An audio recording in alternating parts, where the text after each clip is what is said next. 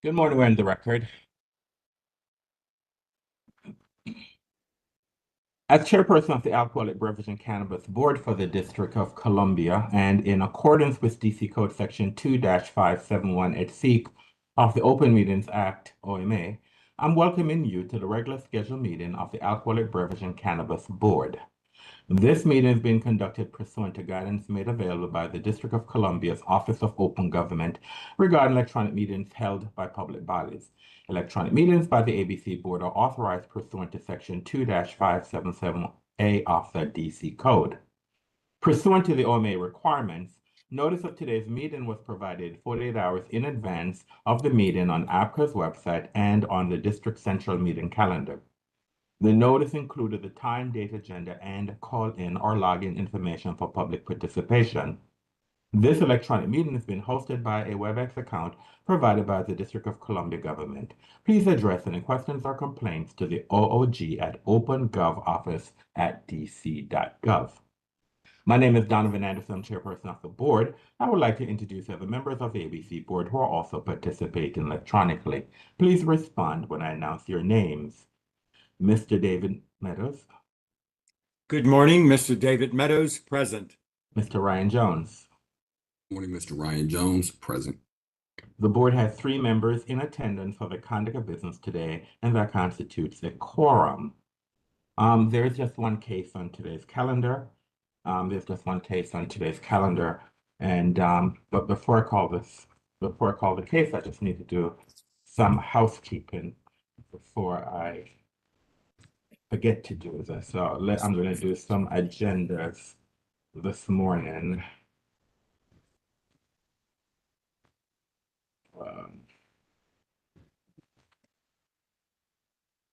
The first agenda item I'm going to do, it's a medical cannabis licensing agenda. And there are 3 matters on this agenda. I'll review all 3 in the record. I'll make some recommendations, and I'll make a motion that requires seconding, and then I'll ask that the ABC board members vote to approve the recommendation that's put forth by the chair. So number 1, review social equity application for the new retailer license with delivery endorsement. This is for SM Quest Industries, Inc., license number 128882, recommendation placard. Number 2, review of packaging and advertising designs. This is for Fido Cultivation LLC, license number 117374 and 125104, recommendation approval. And number 3, review of change of hours request for retail license with delivery and educational tasting endorsement. This is for Chillville, license number 127909, recommendation approval. I therefore make a motion that ABC board members vote to approve these requests. And the recommendation put forth by the chair. Is there a second? Mr. Meadows, I second. Mr. Meadows has seconded. The motion will have a roll call vote. Mr. Meadows. Mr. Meadows, I agree. Mr. Jones. Mr. Jones, I agree. Mr. Anderson, I agree. The matter passes 3-0. The next agenda is the notice of meeting, cease and desist agenda for Game of Skills endorsement. I therefore make a motion without objection that the cease and desist agenda Game of Skill endorsement, the agenda that was publicized that has 17 establishments on it, that without objection, the ABC board votes to issue cease and desist orders for these establishments with Game of Skill endorsement. Is there a second? Mr. Jones, I second the motion. Mr. Jones has seconded the motion. We'll have a roll call vote. Mr. Meadows. Mr. Meadows, I agree. Mr. Jones. Mr. Jones, I agree. And Mr. Anderson, I agree. The matter passes 3-0. Now I've done with those housekeeping matters. Now let me call the case at hand. It's a protest hearing, continuation of a case, protest hearing, case number 25 PRO 00127, Cloud One Restaurant and Lounge, license number 130269. Good morning, Mr. Reyna. Can you please elevate the rights of the parties in this case? Thank you. And give me Good a morning. minute, please. Cameron Mixon, access elevated. Dwayne C. Bales, access elevated. Carrie Verdi, access elevated. Matt Bay, access elevated. Taya Chu, access elevated. I'm going to mute you, Chairman. Zoe Liu, access elevated. That appears to be all, Chairman. And I muted you, Chairman, just FYI.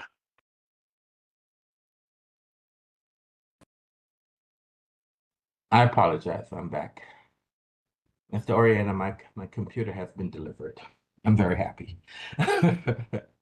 All right, good morning, everyone. I apologize for that. All right. Let me have the parties introduce themselves for the record, starting with the licensee. Mr. Chair, Cameron Mixon, counsel for applicant Cloud One Restaurant and Lounge, Cameron Cameron, Mixon Mixon. Good morning. Ms. Verdi, can you please identify yourself for the record, please? Good morning, everyone. This is Carrie Verdi for the contestants, Kerry. Last name is Verdi, V as in Victor, ERDI. Good morning. Good morning. All right, so this is a continuation of the protest hearing that we started on May. My God, that's almost over a month ago. That was May 6th that we started this matter. So prior to starting continuing this case, are there any preliminary matters that you need to bring to the attention of the board, Mr. Mixon? No, Mr. Chair. Mr. Verdi? No, but I would like to thank everybody. I know that this was an extra day on your calendar, and on the behalf of protestants, we really appreciate it. We are eager to get this done, so we appreciate the time. You're welcome. Thank you, Mr. Verdi. How many witnesses do you have today, ma'am? 3. 3. Okay. And so, okay, so, all right. So thank you very much. So who is your first witness that you wish to call? Our first witness is Zoe Liu. Zoe Liu, can you please come on camera? Good morning. Can you see me? Yes, ma'am. Can you raise your right hand, please? Yes, Do you swear or affirm to tell the truth and nothing but the truth? I do. Your witness, ma'am. Thank you. Good morning, Ms. Liu. Could you please state and spell your name for the record? It's Zoe Liu, Zoelu. And Ms. Liu, are you the representative for the group of 5? I am. And today is the group of 5 asking that the license be restricted to 2 a.m. Sunday through Thursday and 3 a.m. Friday through Saturday. It is. And I just want to go through, I know we went through some of this in the last hearing, but just to remind everybody, in the protest letter filed by the group of 5, did the group of 5 protest on the grounds of adverse impact on property values? Yes. And did the group of 5 protest based on the issuance of a moratorium? Yes. And did the group of 5 protest due to the adverse impact on peace, order, and quiet? Yes. Did the group of 5 protest based on the proliferation of licensed establishments in the immediate neighborhood? Yes. Did the group of 5 protest based on the overconcentration of alcohol licensed establishments? Yes. And finally, did the group of 5 protest based on the negative impact on parking availability, vehicular safety, and pedestrian safety? Yes. And are you prepared to testify today to support those grounds? Yes. Now, can you please tell the board where you live? I live at 1923 Knight Street Northwest in Unit 1, which is adjacent to Cloud Lounge. That was my next question. We have previously heard testimony from one witness on behalf of the protestants who also lived adjacent. Do you live in the same building as the prior witness? I do. And have you been able to personally observe patrons coming and going from Cloud Lounge? I have. And in addition to your personal observations as the representative for the group of 5, have other members of your community and your building raised concerns with you? Yes, they have. Okay, so let's start with peace, order, and quiet. Can you just generally describe for the board, and then we'll get into specifics, but could you generally describe for the board the complaints that you have personally observed and also those which have been that you've received from members of your group? Sure. So, something I noticed with Harley's testimony is that the board was having a hard time picturing the proximity of our building and Cloud Lounge. So I know we'll get into exhibits that show that, but the first thing I want to point out is that we are a small condo building, and all of our master bedrooms share a wall with Cloud Lounge. And since it's the master bedroom, a lot of people have personalized their space, including hanging up photos, shelves, etc. So when Cloud's music turns up, and it usually turns up starting around 2 or 3 a.m., we can also feel the wall reverberating. And then on top of that, you can also hear it just because if you have plants or shelves or pictures, it rattles the walls. So that's just on noise alone. We also have concerns about the trash and litter. We wake up, it's on our doorstep. It's quite gross. There's also a lot of food debris. Many of us have dogs. And so having chicken wing bones scattered on our doorstep is also a safety concern for our pets. We also feel disruption to peace, order, and quiet just because of the way there's a back alley that a lot of establishments use for loading and unloading, but a lot of car parties happen in the back. So Harley testified to because his back balcony overlooks that space. And then the way that alley is set up, a lot of noise is amplified and echoed. So we can hear a lot of not just through our walls, but also from the back, but then there's also disruptions to the front through the trash, vomit, etc. But also when Cloud closes their doors, the crowd does not disperse. So if you're closing at 5 or 6 a.m. in the morning, and then many of us work regular, more standard hours, I wouldn't say regular, more standard 9 to 5 hours. So we're getting up early in the morning to either go work out or we're catching flights. We've encountered a lot of inebriated individuals while we're waiting for Ubers or just trying to get out the door to work out or whatever early morning activity we have. So for us, there's also a safety concern. And I think that is that's a strong summary of, I think, our concerns about peace, order, quiet. Thank you. So that was a great overview. So let's break it down a little bit. To support these concerns that you've just testified about, have you and members of your group taken pictures to document some of these concerns? We have. Okay, so if I could please be given the rights to share my screen. Mr. Oriana, please allow Ms. Verdi to share her screen. Access granted. Thank you.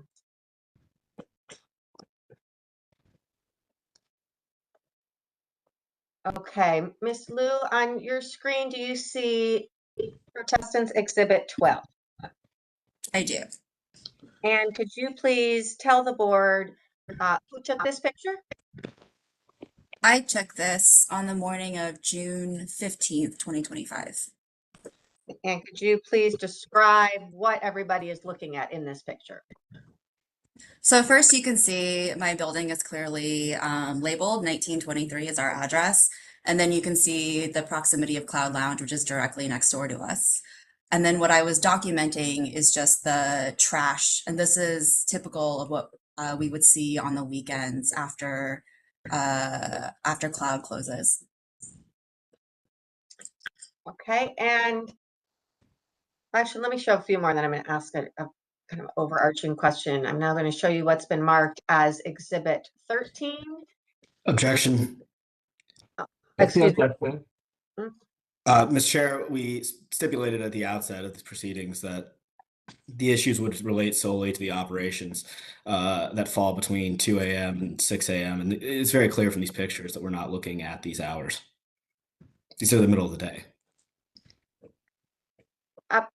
Mr. Chairman, we are one of the many bases for our protest is peace, order, and quiet. We have testimony about litter, and certainly we're not expected to take a picture at 2 a.m. or 3 a.m.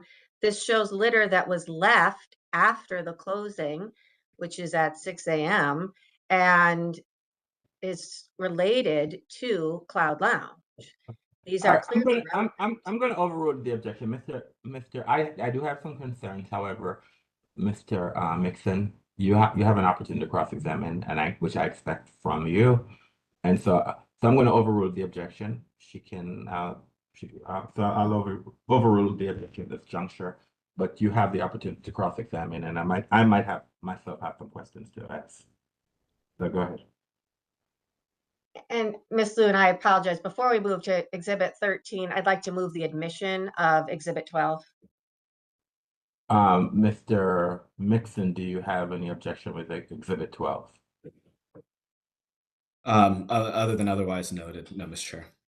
All right, so Exhibit 12 is moved into evidence. Okay, and Ms. Liu, we are now looking at Exhibit 13. Can you please tell me what we're looking at here, as well as the day it was taken and by whom? So I took this photo at 8 a.m. when I'm walking my dog on June 21st, 2025. And it's just a different angle of the typical trash debris that we see. And so you can see that most of it is concentrated on around our doorstep, Cloud Lounge's doorstep. But then when you compare it to the rest of the street, if you look further down, the rest of the street looks a little bit cleaner and better maintained than our doorstep. And in addition to that, are there specific things that you've noted in this picture and that you've noted at other times that allows you to connect this litter that you see to Cloud Lounge and its patrons?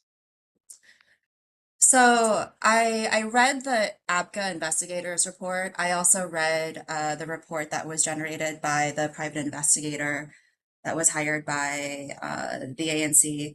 And I've noted that many of the containers, like the cups, the takeaway containers, etc., also match the photographs that are featured in these reports. And then we've also had, it's not shown here, but there's been other incidents where we've walked out and there's just a black takeaway container full of chicken wing debris, which rats were eating out of, by the way, which also matched the testimony from Cloud's own witnesses.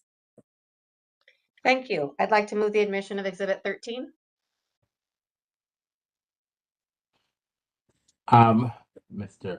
Mixon, Without objection. so I move 13 in evidence. Okay, Ms. Liu, I would like you to now please look at Exhibit 14. And could you again explain when and at what time this picture was taken, who took it, and what we're looking at? So I took this photo on June 21st, 2025, when I was walking my dog, and it's just a different angle of the trash.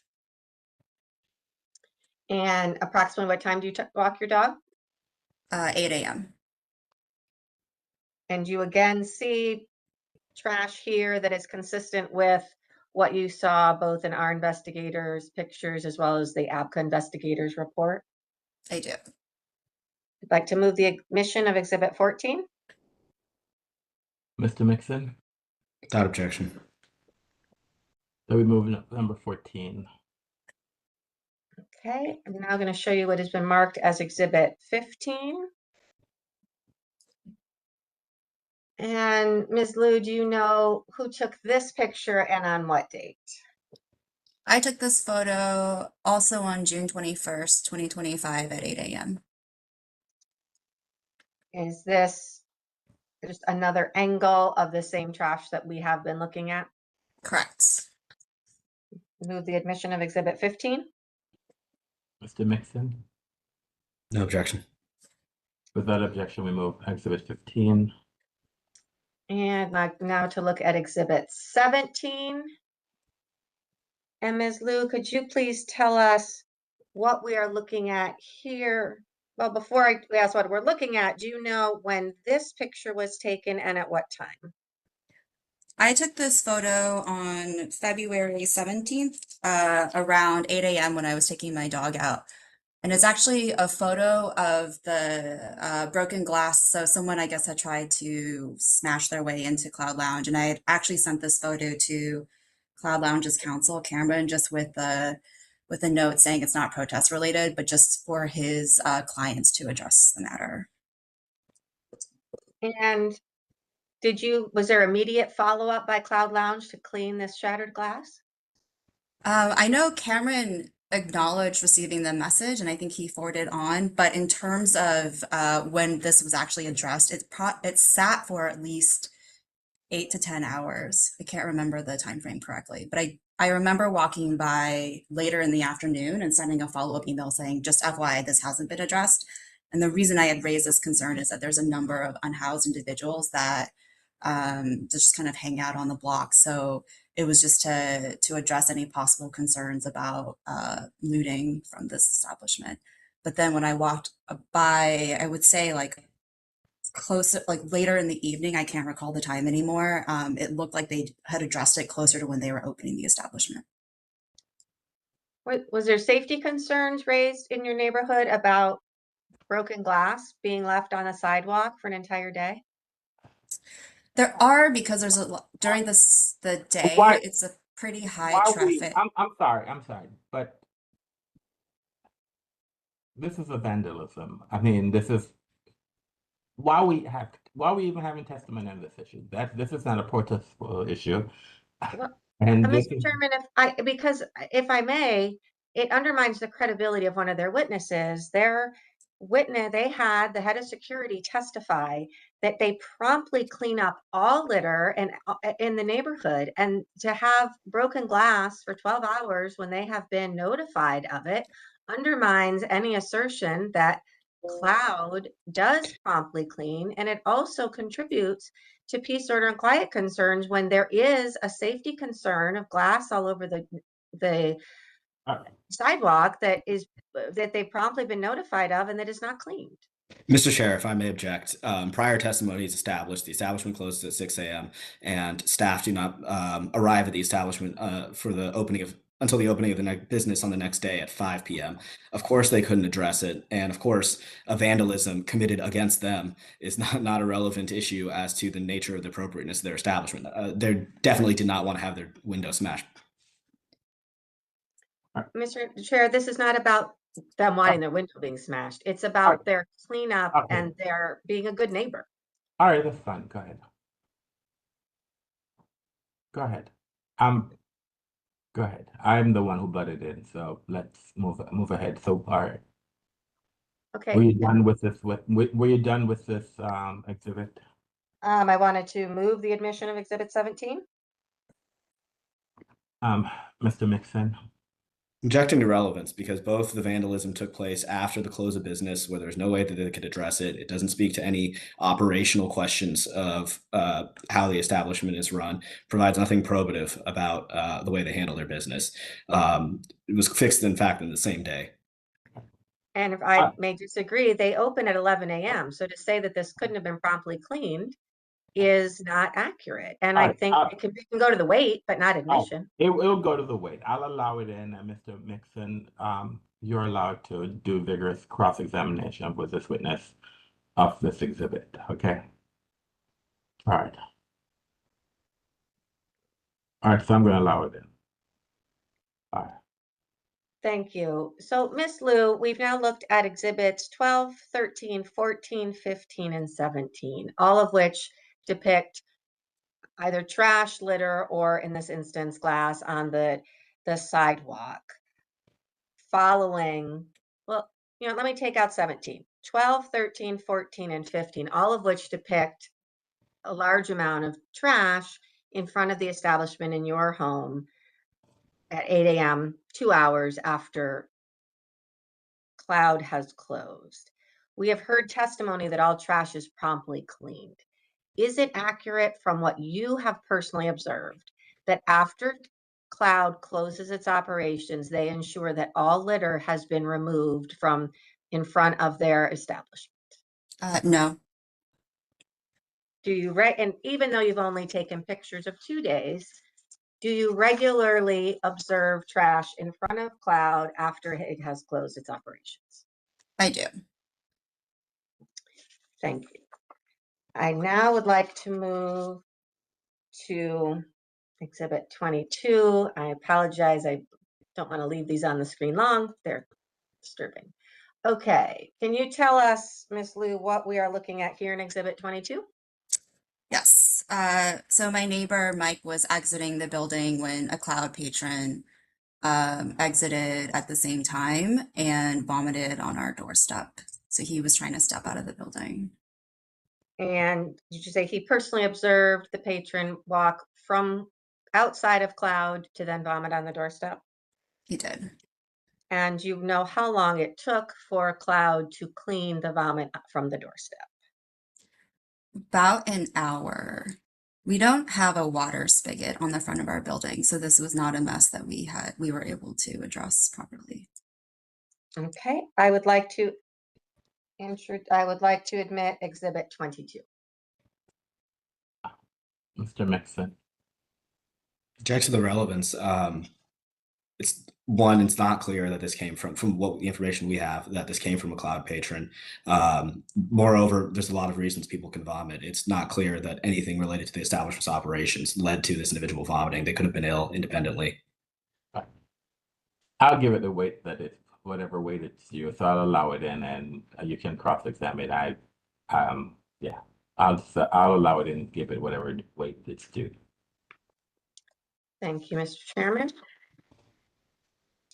Now, Ms. Liu, changing subject slightly, did you hear the ABCA investigator's testimony? Were you present at the last hearing regarding concerns about the long lines of patrons waiting to get into Cloud Lounge? Yes, I did. Now, did you hear the follow-up questions by board members where they had concerns that the investigator seemed perhaps unable to determine if the lines were for Cloud or for one of the food vendors that was sold outside? Do you remember that line of questioning? I do. Now, are you able, as someone who has personally observed the crowds, are you able to distinguish between lines that might be there for a food vendor versus lines that are there for patrons of Cloud? Yes. Can you please explain to the board how you can distinguish between those lines? So Cloud has a little like black metal fence, the type that you see used at events just to manage crowds from, I think, anyway, just to basically demarcate on this narrow sidewalk where the lines should form. And so Cloud Lounge patrons typically form on one side of that gate, and it tends to be up against our entryway door. And then if you're just hanging out or queuing for a food vendor, you would be on the other side of that gate. And on the side of the gate where patrons are lined up to enter Cloud, are there typically lines past 2 a.m. and 3 a.m. 7 days a week? There are. Now, one of the board members suggested during the prior session that simply moving the line to the other direction. So instead of queuing in front of your building, it kind of queued in the other direction, that might solve the problems that we're here about today. Would moving the direction of the line cure the effect that the lines of people have on the peace, order, and quiet in your neighborhood?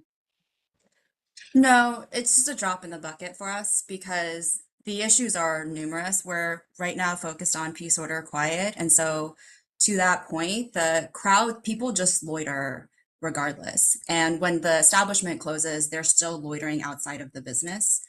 So it would just shift where they loiter, but it wouldn't address our concerns about groups of people who think it's funny sometimes to try and follow us into the building or accuse us of trying to cut in front of them when we're really just trying to go home. And you can see the signage on our door. It has, signs addressed to Amazon vendors and asking people to close the door behind. So this is clearly a residential space. Something we haven't discussed really is that there's also a lot of people who loiter in the back.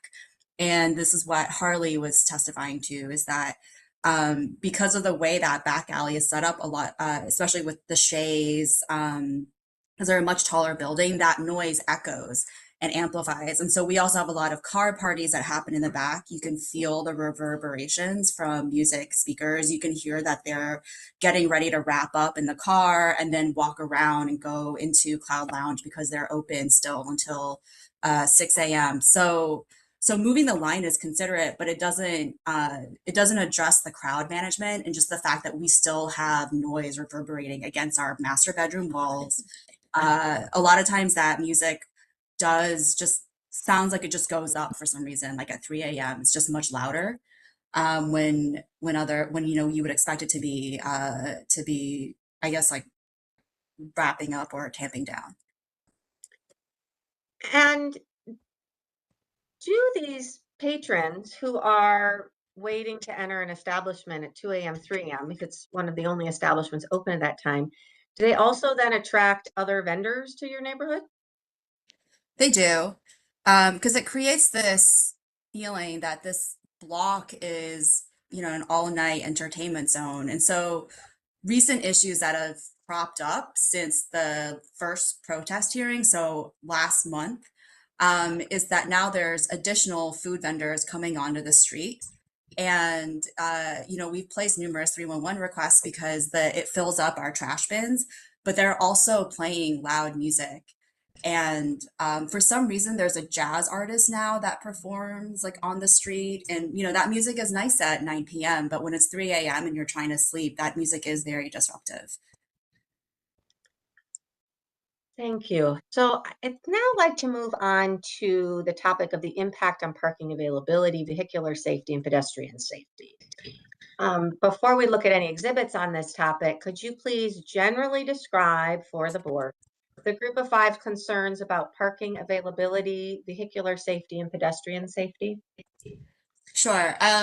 So something to clarify is that sometimes starting as early as Thursday night, but usually Friday through Sunday, DPW will close off the block. So 9th Street is not accessible by vehicles between U Street and T Street. And so a lot of people tend to walk in the street when that happens. The other thing to point out is that a lot of the residential parking around this block is now designated as I think an entertainment district. So unless you're a Zone 1 permit holder, you actually have to pay to park your vehicle. So what has happened that we've noticed is that it's shifted a lot of illegal parking to our back alley, which remains accessible via other entry points, including T Street and 8th Street. And they, for some reason, tend to park up against our building. So in many cases, it also cuts off our emergency exit. And unfortunately, my building has had to evacuate residents at night due to some sort of emergency, and we just can't exit via that back area, which is a huge safety concern. On top of it, if you've ever walked down 9th Street, the sidewalks are quite narrow. It's really hard to get around, especially when crowds form. So essentially, you know, it makes it easier for people to frequent the block, but then it also makes it harder for you to move around. There's been several fights that erupt, like that people are just in such close proximity. So it adds to our concerns about the peace, order, quiet, but it's also related to our personal safety, vehicular safety, parking availability. And Ms. Liu, how is it that you can connect the concerns about like the back alley parking and the parking with patrons of Cloud Lounge? So as a member of the board, I frequently receive complaints from my neighbors, especially neighbors who overlook the back alley. So they can hear clearly that these are that they're getting ready to go into Cloud Lounge. As I said, the noise amplifies. You're welcome to come back here. I can give you a tour so you can hear for yourself. Okay. I would now like to share my screen again and direct your attention to Protestants Exhibit 16. And is Do you see Protestants Exhibit 16 on your screen? I do. And could you please tell us what is depicted here? Yes. So this photo was taken from, or it's a screenshot of a video that my neighbor who lives on the 4th floor overlooking that back alley took on July 15th, 2025. He had actually installed that camera to get a sense of what was happening because of the late night disturbances. And here you can see there's a car that's angled in, it has like a silver hood. So that car is directly blocking our back entrance. And then the other cars, other vehicles lined up. So this is just typical of what we experience when we're complaining about the illegal parking, is that they're parked up against our side, but also blocking our back door. And we frequently make 311 calls to have them ticketed and towed. Oh, all right, how is this related to cloud? I mean, you live in a neighborhood, you live on 9th Street, and we all aware of 9th. How is this? How these illegal parking? How is this? What I want is this. How is this tied to cloud? Okay, I mean, I'm hearing all of this, but you need to tie what it's going to say. These are cars that are parked in our alley, and these are these are customers who have illegally parked their cars in blocking our alley, going to cloud. Because I am aware of, I mean, I'm not going to say that I'm not aware. I mean, I've had enough hearings on establishments on 9th Street that this is an issue that needs to be addressed by the city holistically. Okay, you talk about the parking. It is not just there are a lot of establishments, but this is about cloud. I need you to talk whatever evidence and testimony has been provided. It must be tied to cloud. Okay. So as I've said before, that my neighbors set this up because they were trying to determine what was happening. And they can hear clearly the conversations that are happening inside where they're just wrapping up before they go into cloud. I believe cloud had, one of their witnesses had testified that they actually discourage people from illegally parking. So their patrons are ignoring it, or are they even issuing these cautions? I don't know. But I do know that their patrons are parking in the back. I'm representative of a group of 5 or more protestants, so I'm summarizing their concerns as my unit overlooks the front. But this is a concern that has been raised repeatedly by my neighbors, especially those that live in these back units where they can hear cloud-bound patrons wrapping up their parties before they enter the establishment. Go ahead, ma'am. And Ms. Liu, have you also learned from members of your group that they're able to observe people exit these cars, walk around, and get in line to enter Cloud Lounge? Yes. I'd like to move the admission of Exhibit 16.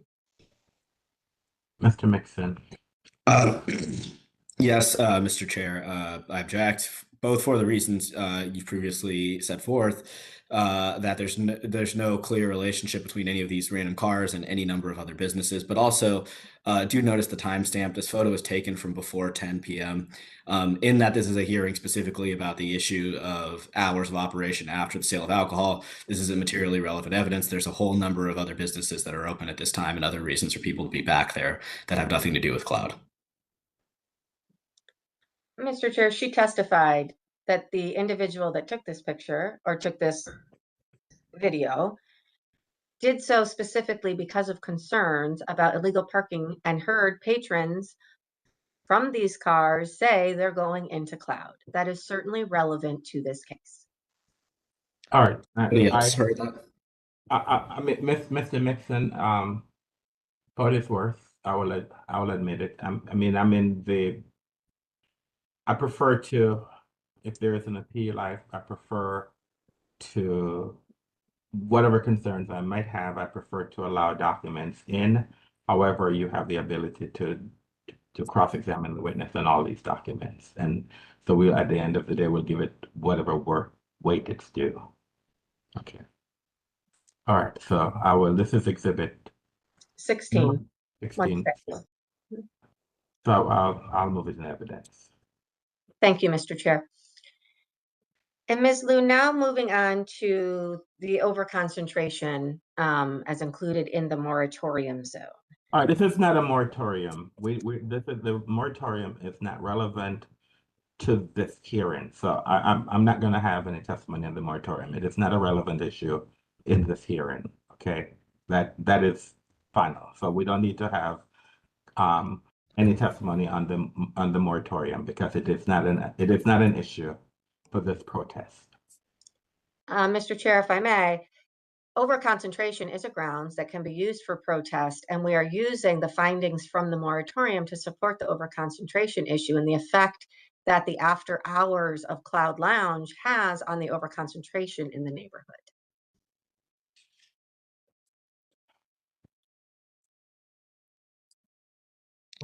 If I may object, Mr. Chair, there's no provision. Overconcentration is not an issue in 24-314. Okay, so that's not an issue in 24-314. So therefore, we're not. I'll just say to you, you can object, but that's our position. So we don't need to have any further conversation. You can raise your objection to that issue. Okay. You can raise your objection. I'm sorry, it's 25-315. Concentration is not an issue. All right, so you can object, but that's our final position. Let's move on, please. Okay, if I may just for the record, so I preserve Yes, it for ma'am. a Yes, ma'am. potential Go ahead. necessary appeal, is that overconcentration is a grounds that has been found appropriate for protests, and we sought to introduce evidence, including the North Star Moratorium Zone final rulemaking, and that has not been allowed, and we believe that that is an appropriate grounds, as was noted in our PIF, as was included in our exhibits that were provided 7 days in advance, and in which the applicant never raised an objection. Well, I know the applicant, but I'm going by the statute which is 25-315, and so therefore, over your objection, so we can move on. Fine, thanks. So, Ms. Liu, this board in previous rulings has suggested that governmental and non-governmental stakeholders should work together to address problems identified in your neighborhood. Through this protest, is that exactly what the group of five is seeking to do here today? Objection, Yes. leading. Ms. Verdi, just rephrase your question, please. I can also just answer it directly. Hold on, ma'am. You can't Okay. answer a question that's not posed. So just have her just rephrase the question, please, and then you can answer. Ms. Liu, are you seeking the help of ABCA here today, Yes. and why? So ABCA is a critical agency on our block, and I fully acknowledge that there's other agencies that need to be engaged, and I have been working with local leaders on this engagement. But ABCA, just given the number of establishments, given the proximity of Cloud Lounge, my neighbors and I signed a group of five protest letter because this is the only mediated and monitored channel for us to raise our concerns. We have had a previous negative experience with the former owner of Cloud Lounge, and just given how those conversations went, we prefer to keep it through city channels. Our grounds for protests are not personal, despite statements that have been made in the investigators' report. We are just concerned about impacts to our personal safety, but also peace, order, quiet. And I guess we'll get to this further down the line with the questioning, but like it's also impacting our property values. And so I know we're not supposed to speak about this via, I guess, in the context of the moratorium, but something I want the board to hear is that it has caused financial hardship for us. So as you weigh financial hardship for the business, I really want you to also weigh financial hardship for property owners. Financial hardship is not an issue that we're going to consider. I mean, whether or not it's financial, well, I'm not going to consider financial hardship on the on the licensee the or the protestants. That's not going to be a factor in my decision. At least in my mind, anyway. That that is not going to be. It's whether or not this is appropriate for this area. So, all right. I just want to let you put that out there. Well, Ms. Lou, At least in my mind. Okay. All right. If I can follow up on what you said, one of the other grounds that you have protested on is the negative impact on property values, correct? Correct. And let's just move right to Exhibit 31, if I can.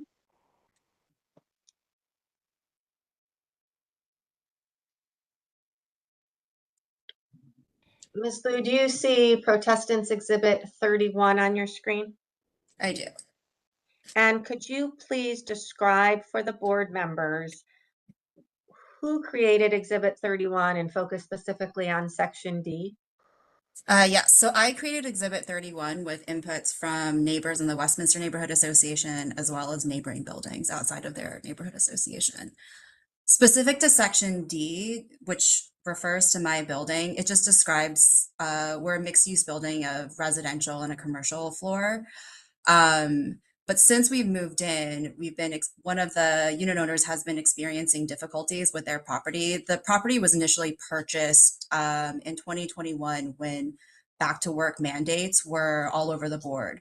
So with the changing fluctuations on that, they ultimately ended up renting instead of staying in the unit just because of that.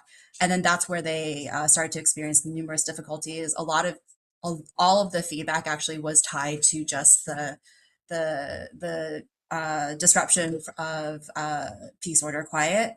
They had difficulties maintaining tenants. One tenant broke the lease after one day.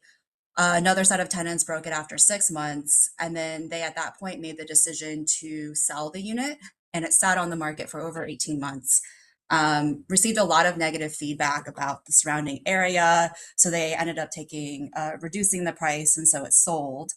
And then my other neighbors, some of them have become unintentional landlords just because of shifting just economic needs. Like, few of them were politicals who had to take jobs elsewhere.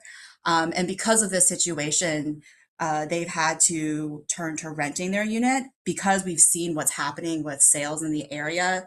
A sale is just not feasible for them without taking a really strong hit. So for the most part, like, we're doing our best to maintain happiness of tenants, which includes trying to work through other city channels just to address our ongoing concerns on the block, and which is why we're protesting Cloud Lounge hours remaining until 6 a.m. And Ms. Lou, is there a way, are you able to tie the complaints to maybe tenants moving out, breaking leases, to Cloud Lounge in any specific way? Yes.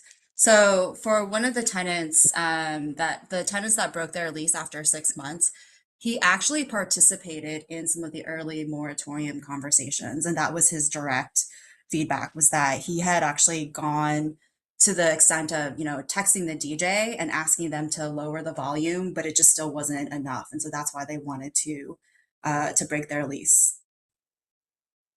I would like to move the admission of Exhibit 31. Mr. Mixon. Mr. Chair, I don't think there's a plausible case for relevance of this information. One, no specific unit is identified. The declarant behind this narrative of falling property values isn't here. There's no specific numbers. There's no reference to any kind of outside appraisal or valuation. Ms. Liu cannot speak to the experience of this unit. There's no direct relationship within the document to this alleged loss of property value to the establishment. These are just assertions. This is an actual tangible evidence of a real piece of real property losing its value. I'm going to allow it in. However, you're welcome to cross-examine this matter because real property value. It's so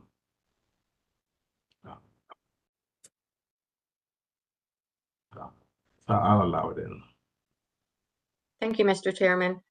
And Ms. Liu, I believe at this time we have covered the topics on which we've been allowed to testify that the group of five raised in their protest letter.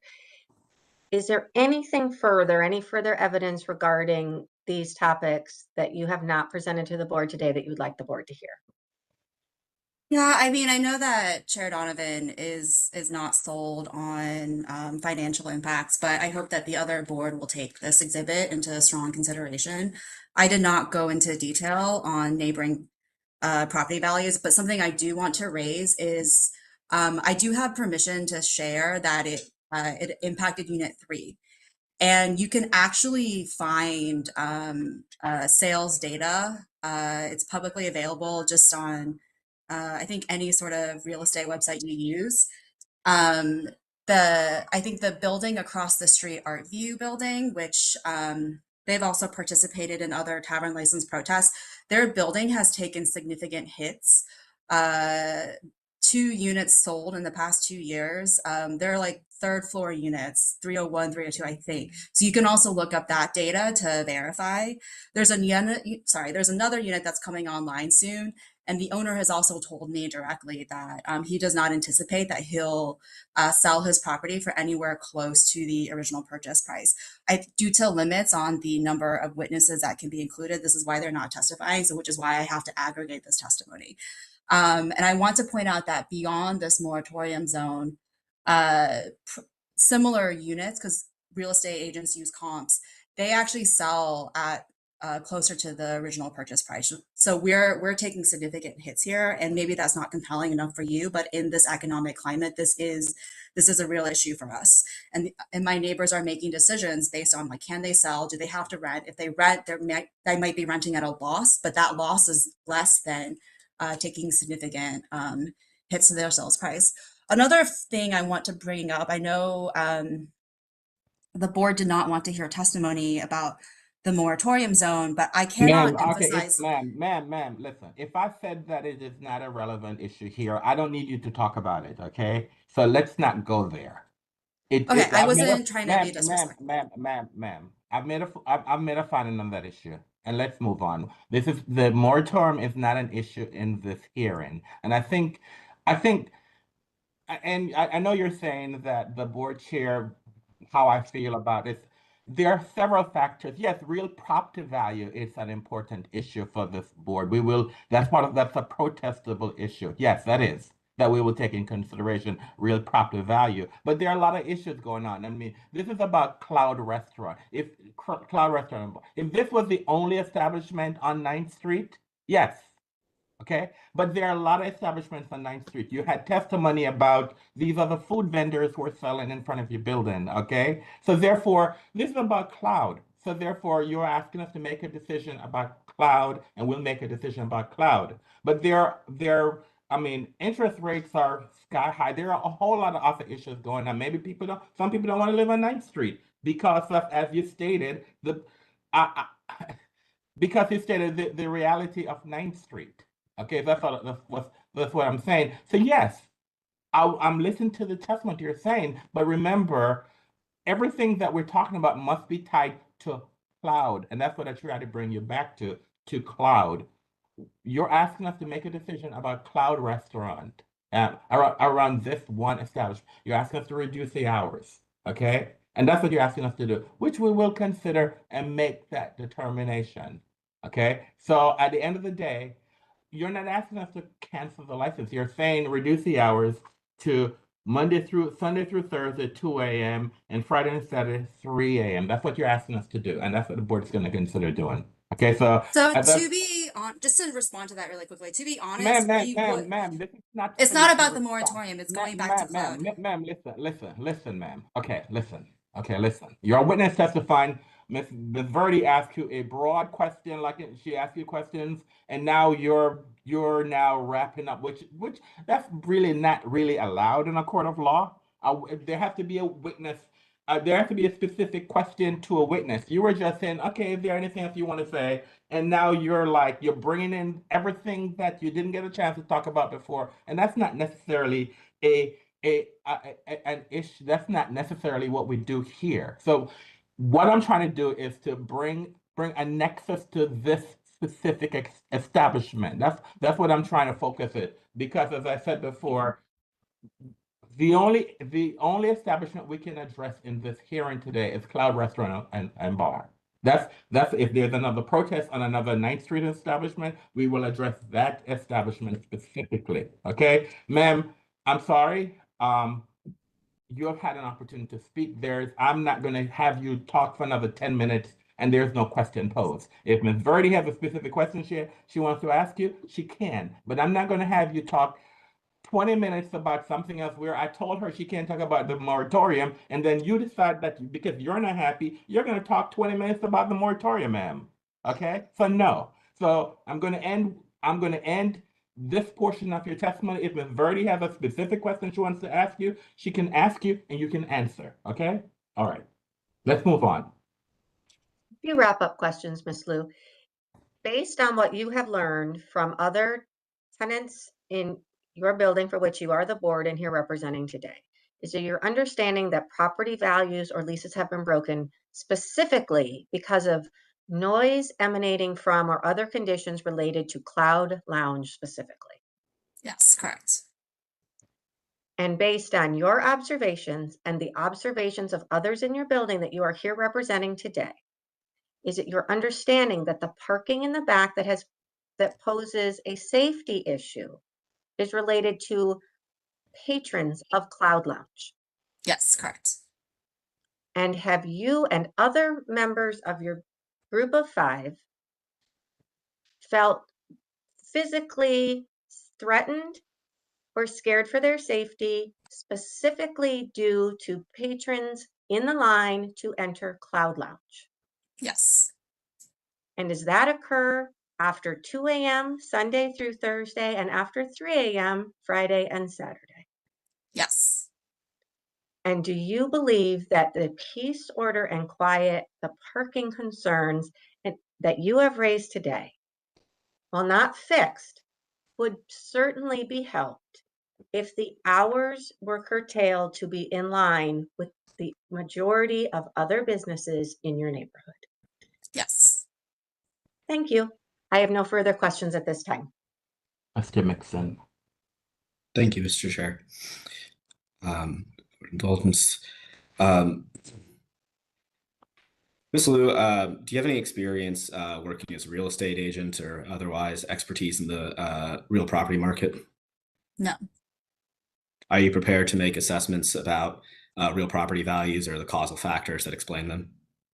No. Are you the property owner of any property referenced within applicant's exhibit 31? Yes.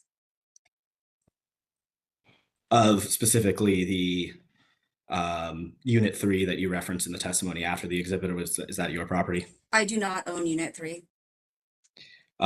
Did you have any participation in the sale of that property or can speak to its value? I'm not sure what you mean by participation, but the unit owner and I were in constant contact when they were trying to line up tenants, and then also when they were preparing for the sale of their property. Are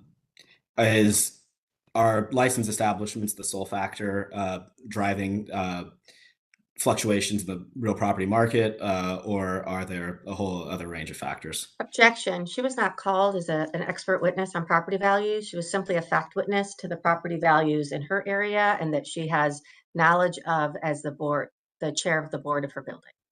She was I'm going to overrule the objection. She had significant testimony about property.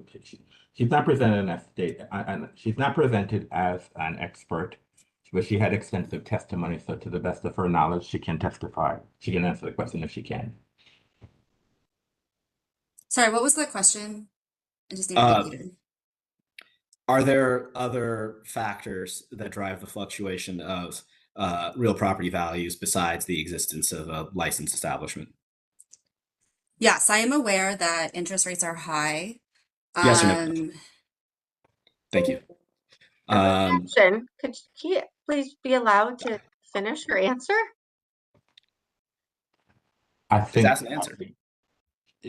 she was asked a specific question. She answered it, and they didn't ask for an explanation. You can follow. I'll give you an opportunity, ma'am, to follow up.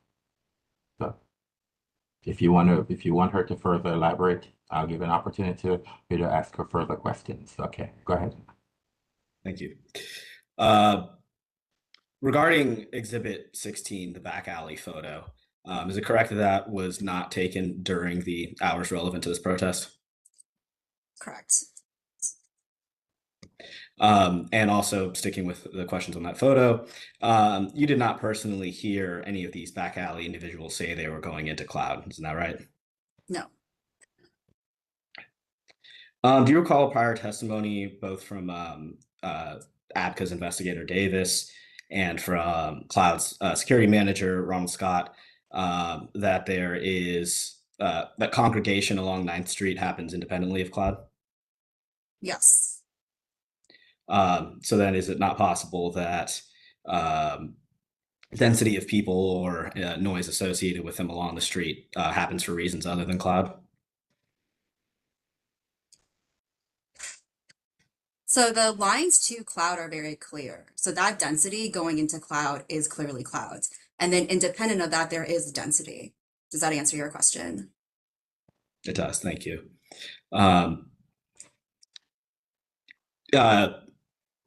If Cloud's hours were to be restricted, would there not still be density for other reasons? The density wouldn't last as long as it does. So when Cloud closes at 6 a.m., there's still a group of people that do not disperse.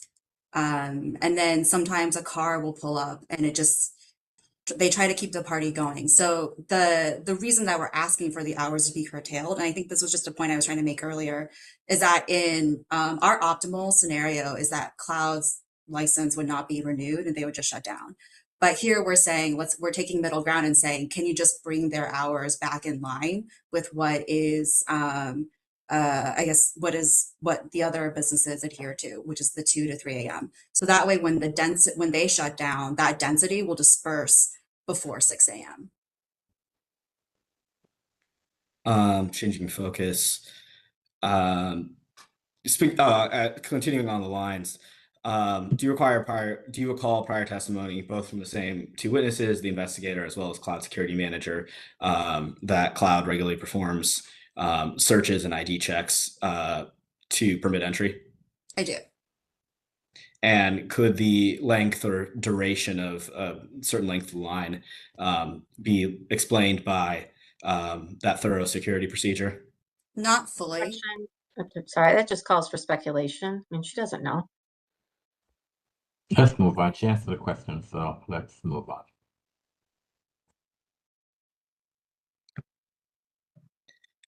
on. There was discussion of at the outset of your testimony, we saw protestants exhibits related to daytime trash. Were those taken during the hours in which Cloud operates? They were taken after, as I typically am not awake at 6 a.m. on the weekends. Did you see that trash be deposited on the street? I did not directly see the trash be deposited, but it occurred during their operational hours.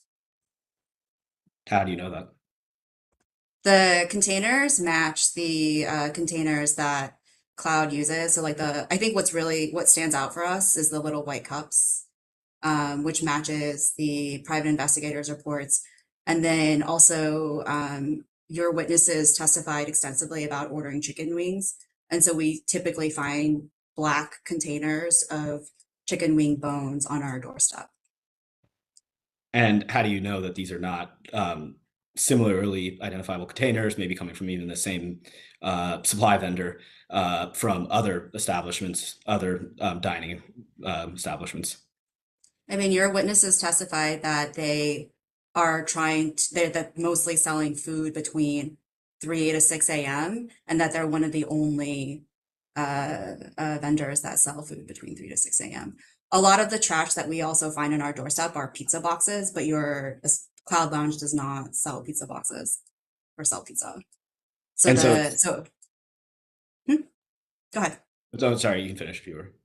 Oh, no, so the debris that we find, also, sorry, this came up in the last one. A board member was asking if there's another ABCA licensed establishment on the other side of Cloud. There is, but it's Habisha Restaurant, and I do frequent their business, and they sell their food in either like an aluminum tray or a white takeout container. So the takeout containers that we're seeing match the description that Cloud's witnesses have testified to using. And so there's nothing with the information that we have before us that would make it impossible that that trash was deposited or blew over at some time after Cloud closed, is there? I'm sorry, I didn't really understand the question. Is there anything to say that this trash did not arrive there following Cloud's hours of operation? Sorry, I still don't really understand the question. My point is that it's associated with Cloud, if that answers your question. Right, but in the absence of seeing it placed there during Cloud's hours, you can't say with certainty that it was not did not come later. Objection. Yes. He's asked, she's answered this. She is. I asked something specific that hasn't been directly answered yet. She's answered the question. Let's move on. To the best of our ability. So I'm going to sustain the objection. Let's move on, please. No further questions. Any questions by the board members?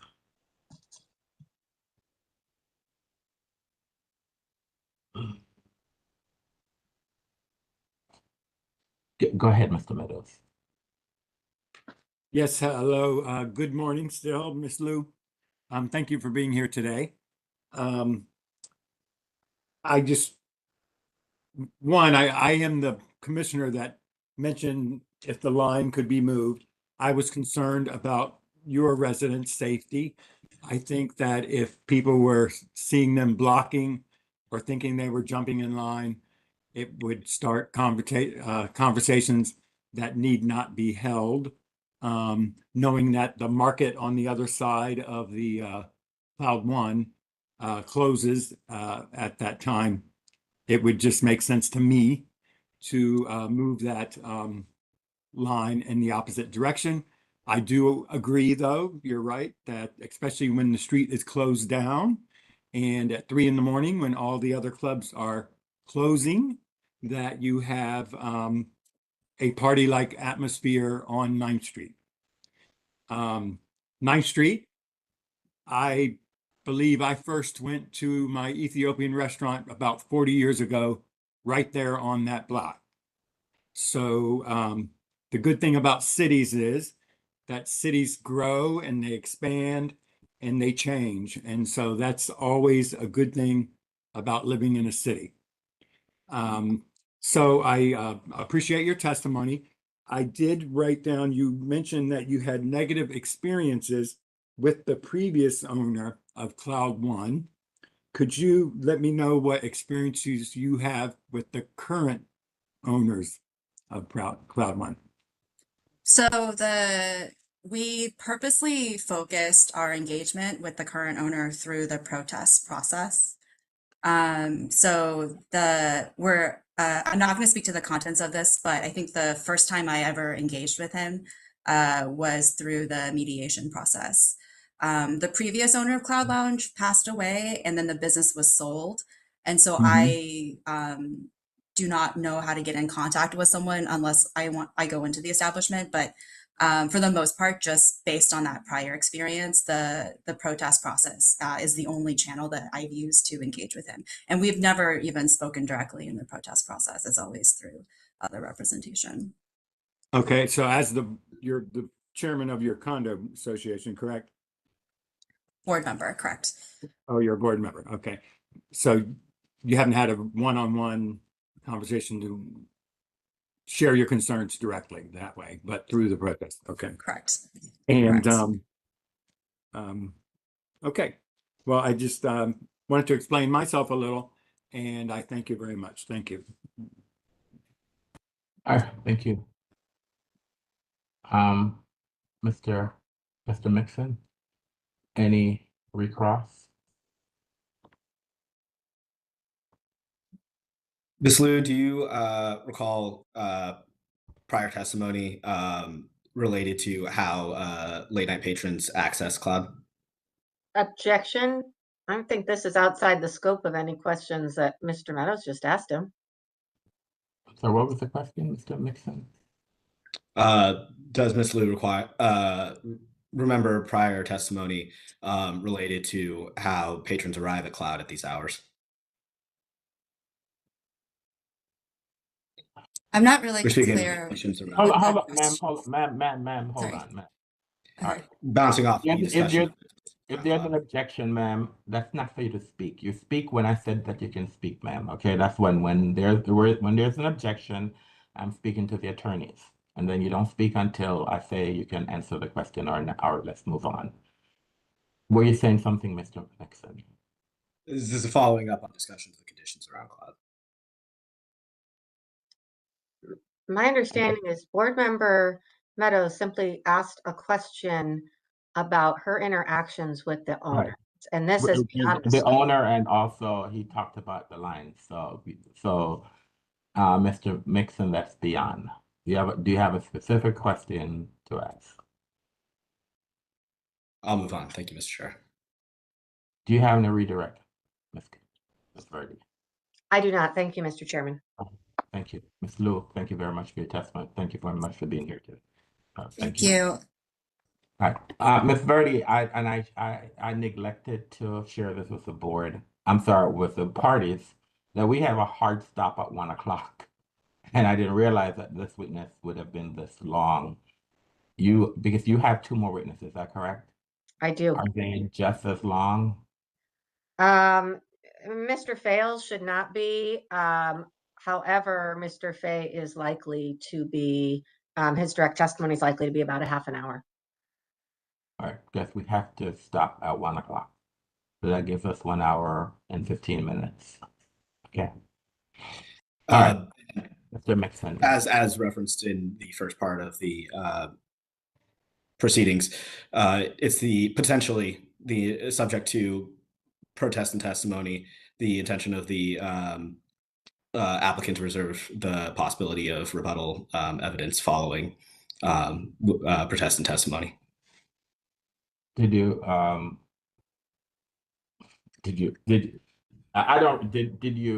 specifically requested that, Mr. Mixon, do you plan on calling a rebuttal witness?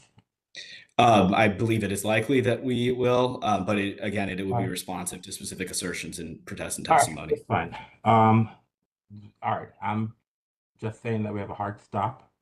And so I will try to wrap it up. If we're not done with all the witnesses, then we'll have a third day. But as you know, we have 3 board members here. It is not our regular day. And we have a hard stop. And I apologize for not alerting the parties in the morning. I didn't realize this witness would be this long. Anyway, so let's move on. Who's the next witness? Protestants called Dwayne Fales. Mr. Fales? Can you come on camera, please? Yes, I'm trying.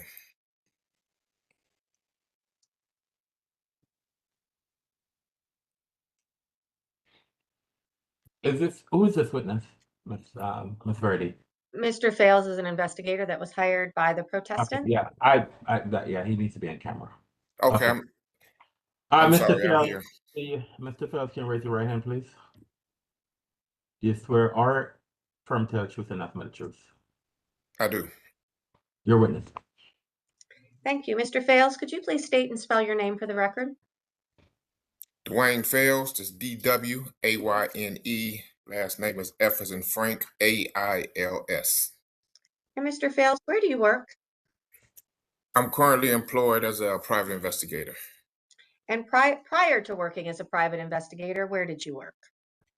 Metropolitan Police Department, And how long were you an MPD officer? 29 years. Could you give the board just a brief overview of your work as an MPD officer? Well, of course, I started out in patrol, and I was promoted to detective, where I finished my career. You provide her as an expert in what? I'm not. Also provided him as an expert, or just the fact what do you He provided under he conducted investigations at the Cloud Lounge.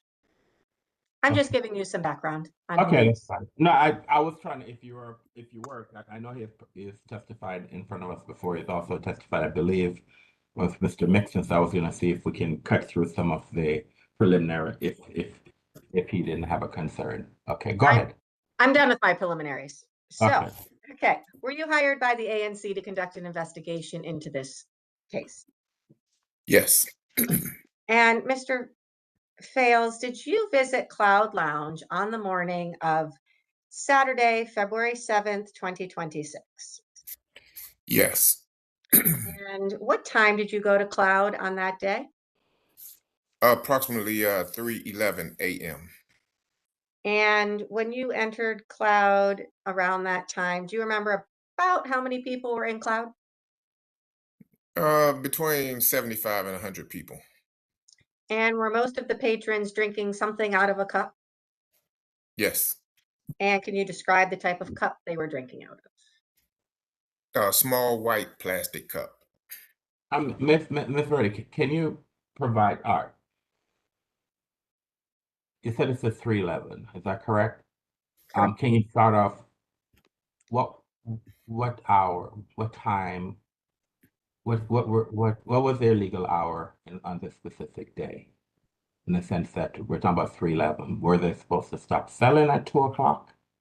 So why didn't you ask him that question first?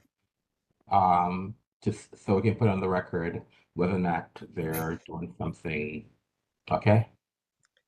And Mr. Fales, are you aware of the time that the District of Columbia requires that alcohol no longer be sold this was a Saturday, so on a Saturday evening or early morning? Yes, 3 a.m. Now, when you entered Cloud Lounge on Saturday, February 7th, can you, let's just broadly describe what you did upon entering the lounge? Well, once I got there, I went to the bar and asked the bartender for a drink. I specifically asked for a vodka and cranberry, and the bartender told me that they were only serving shots of alcohol. So at that time, I purchased 2 shots of tequila. And when you purchased those 2 shots of tequila, how was it provided to you? Can you kind of describe the process for how you received the drink? Yes, the bartender prepared the drink from under the bar, not from behind the bar. And wait, what? Um, I'm sorry, I lost my train of thought for a second. And she poured the drink into 2 small plastic shot glasses, and then took those 2 small glasses and poured them into a larger white plastic cup. And Mr. Fales, I understand you visited Cloud on 2 separate occasions, correct? Yes. And we're talking about the second time that you were at Cloud, correct, in February of 2026? Yes. And when you were there, did you see any alcohol behind the bar? No alcohol was displayed behind the bar. And Did you observe drinks being provided from somewhere other than underneath the bar? Yeah, from a room to the left of the bar if you're facing the bar. And can you describe the process you observed for drinks being served from outside, from that side room? Yeah, the bartender would relay a drink order to whoever was standing over in that area, and they would go to the back room and bring a white plastic cup out with the drink in it and hand it to the bartender, and then the bartender would serve the patron.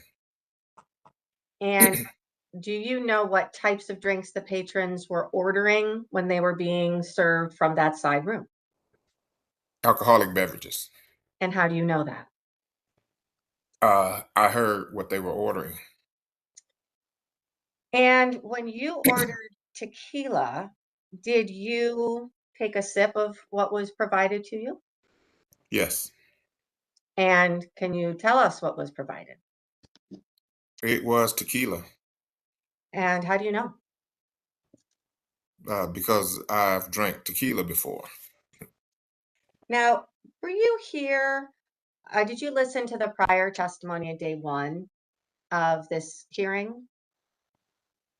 Yes, And did you hear testimony that Cloud served a mocktail that was supposed to taste like tequila that was made with lime juice, agave syrup, and simple syrup? Did you recall that testimony? yes. And can you be sure that you were not drinking a mix of lime juice, agave syrup, and simple syrup? I'm 100% positive that is not what I was drinking.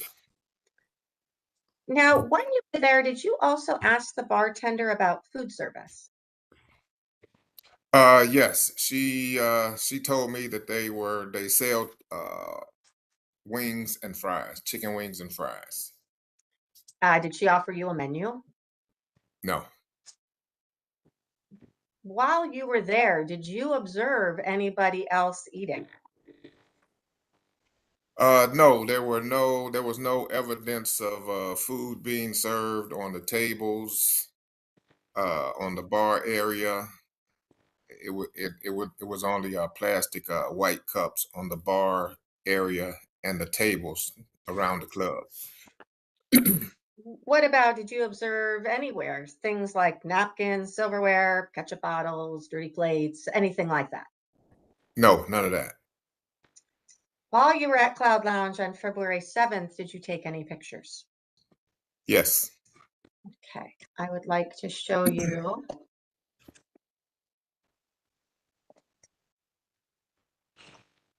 what has been marked as Protestant Exhibit 6.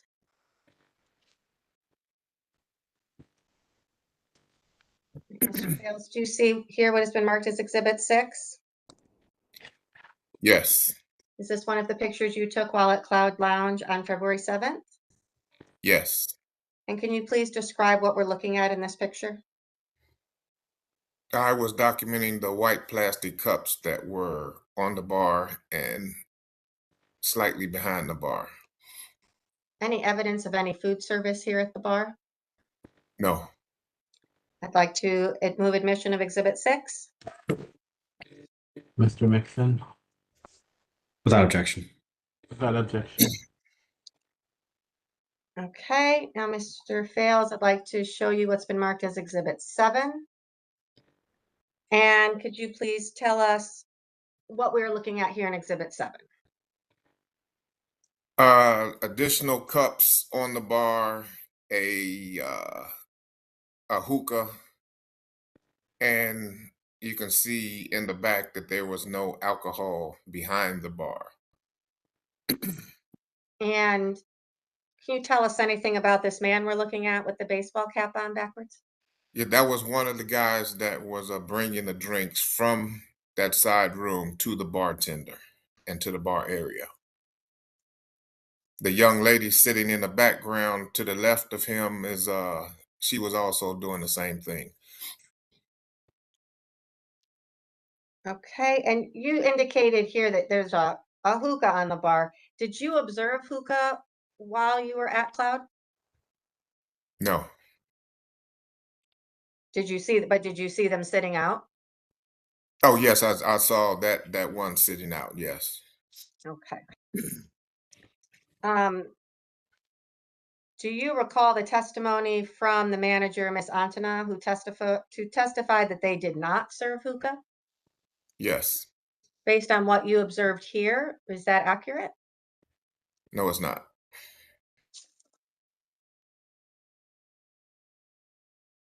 And then I'd like to show you what has been marked as Exhibit 9. And could you explain what we're looking at here? Just again, a better shot of from behind, getting behind the bar area, and more cups sitting on the bar. Okay, and then I'm going to show you what has been marked as Exhibit 10. And, oh, you know what? Let me go back to Exhibit 9. On Exhibit 9, seeing what is on the bar again, is there any evidence of any food service? No, none. And is there any evidence of additional hookah being available in the bar? No. Okay, I'd like to move the admission of Exhibit 9. Mr. Mixon, Without objection. without objection. Okay, and I'm going to move to Exhibit 11. Is this simply another picture, another angle of the bar on that same evening? Yes, and the young lady standing in the background, that was the bartender. Okay, and I'd like to move admission of Exhibit 11. Mr. Mixon, Objection only to the extent of duplicativeness. I'll allow it in. All right.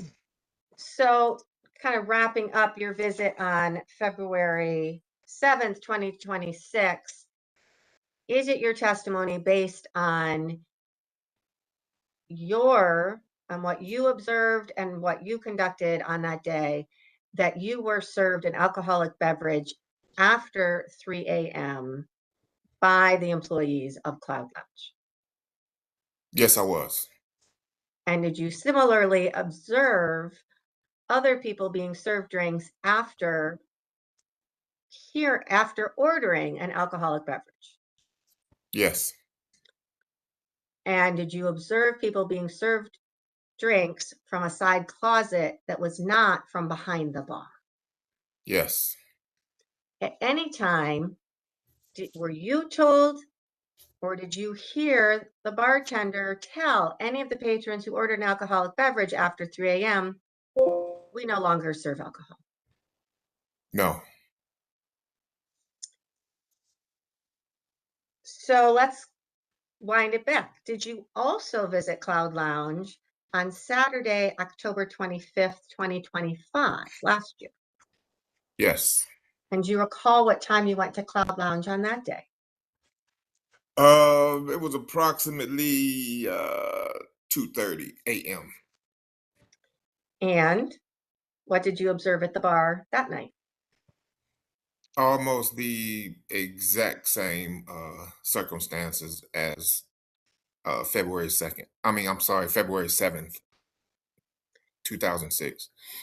Now, on that instance, did you attempt to order an alcoholic beverage prior to 3 a.m. when alcohol could be sold?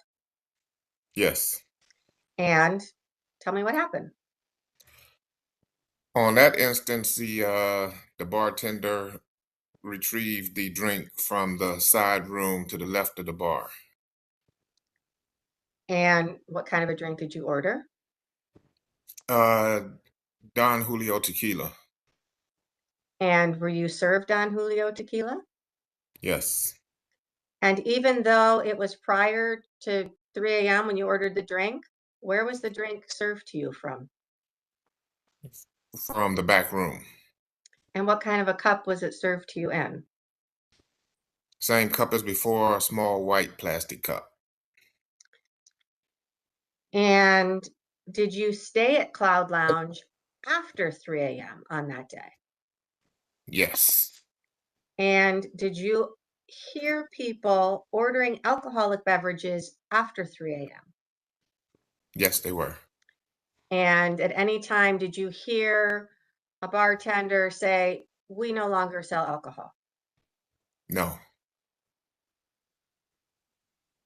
Did you observe people continuing to be served beverages from that side room in white plastic cups after 3 a.m.?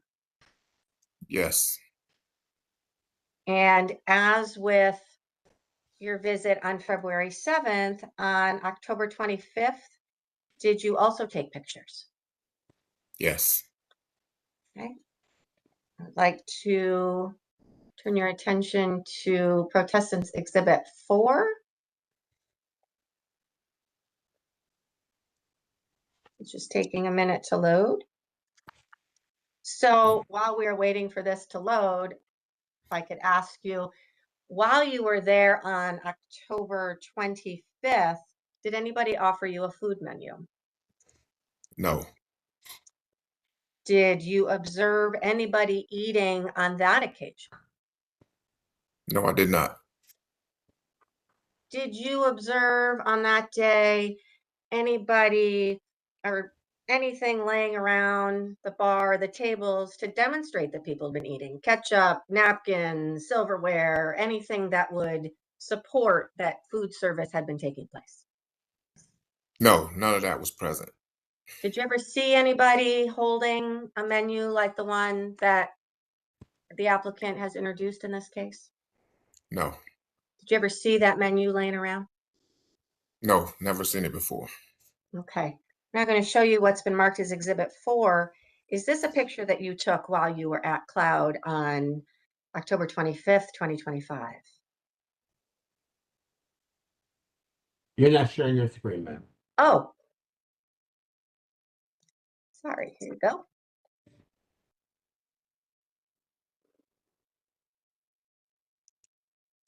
Yes. And can you please describe what we are looking at on this day? The bar area with the small plastic white cups. And is there any liquor behind the bar here? No, no liquor behind the bar. Okay, I'd like to move admission of Exhibit 4. Mr. Mixon, Without objection. without objection. Mr. Fales, I'm now going to show you what's been marked as Exhibit 5. Is this another picture that you took on October 25th, 2025? Yes. And could you please describe what we're looking at here? That was the clearer picture I was taking to show that no alcohol was displayed behind the bar. And you can also see the same plastic white cups. And despite the fact that there was no alcohol behind the bar, is it your testimony based on your observations at Cloud Lounge on that evening that even after 3 a.m., alcoholic beverages were being served? Yes. Okay. And now I would like to talk about a prior ABCA investigation. Are you familiar with the ABCA investigators' report related to Cloud Lounge? Yes, yes, I am. Right. I am going to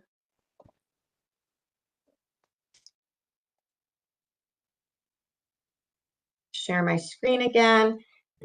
And this is Protestants Exhibit 2, which is an undercover ABCA investigators report from a visit to Cloud Lounge on July 27th, 2025. Ms. Verdi, has this case been adjudicated? Yes, So, they were. okay, so it's part of their investigative history. While we going through it here, and if this case has been adjudicated, I mean, you could just talk to say, okay, well, this is an adjudication, what the decision is, and let's move on. Why do we need to go through it if it's an adjudicated case? I understood, Mr. Chairman, because I think it's important to show, and I just have a few brief questions that I want to draw a comparison between what happened with the ABCA investigator and exactly what Mr. Fales saw during his time at Cloud Lounge. It's just a few questions. But I'm just saying, why do we need to relive an adjudicated case? You can, in your closing, you could just reference us to this case what we found, I don't need a witness to testify. We already had that. I think this case probably was an OIC. We already have an adjudicated case, so you can just reference us to the case and move on. I don't need testimony on an adjudicated case, then if I remember correctly, probably there was an OIC, and this was an overnight, late night. I mean, there's an investigator, there's alcohol served from a side room, so. I mean, I don't, all right, but so if you want the board to take it, we'll take notice of our decision, but I don't see why this witness needs to testify about this case that's already adjudicated.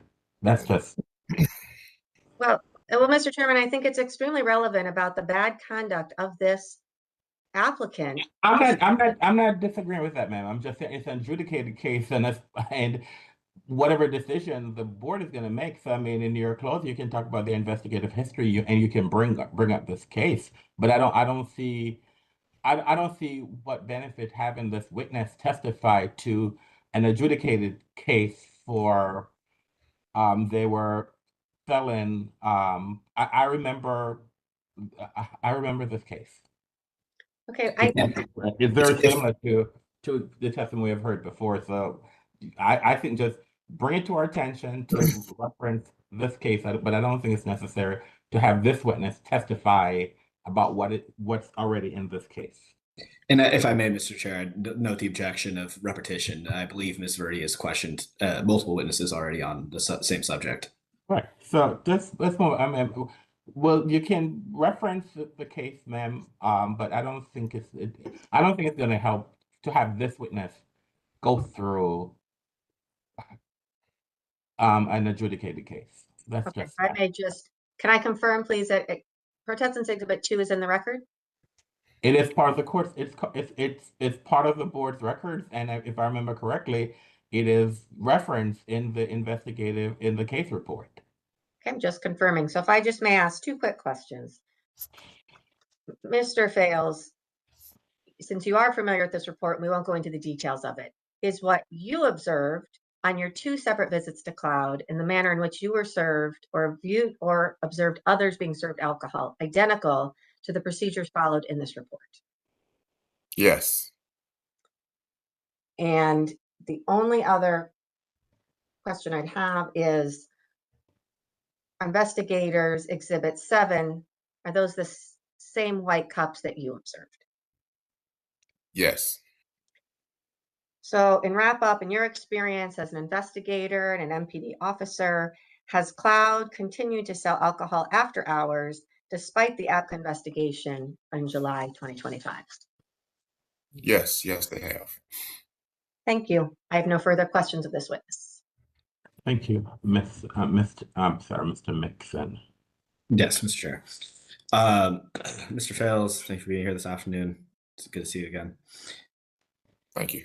Do you recall prior testimony from applicant's witnesses, both the neighbors in the area as well as Cloud's manager, Ms. Antonev, that condiments, napkins, other accessories to dining are provided to customers upon request rather than placed out on the tables?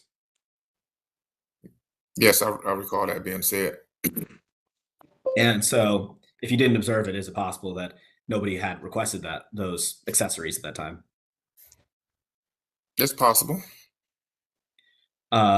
Similarly, to speak to the preliminary background for your participation today, were you hired by the protestants to conduct an investigation?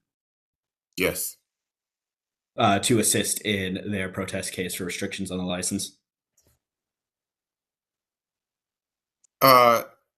Yeah, yes.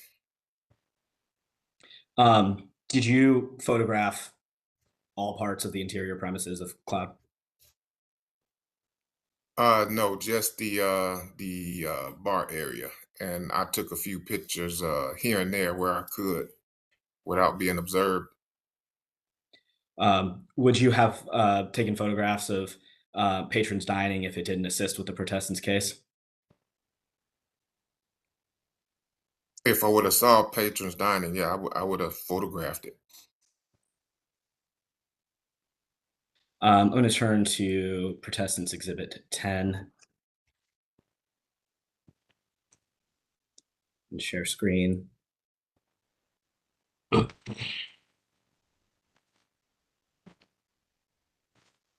Mr. Renee, please allow Mr. Mixon to share his screen.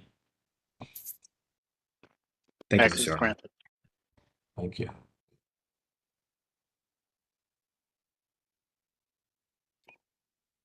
Okay. Mr. Fales, do you see the exhibit on screen? Yes.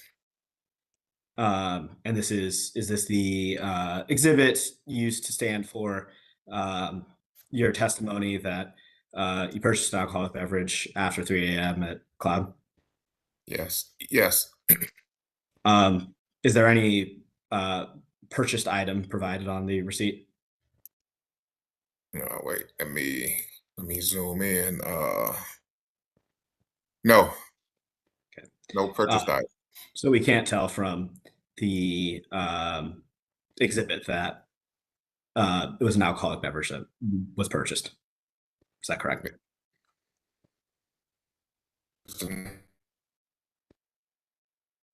They gave me to sign. No, I just to clarify, I'm saying, can we gather from the exhibit before us, looking at the same picture, that there was an alcoholic beverage purchased? Looking at this receipt, no. Thank you. I will see sharing screen.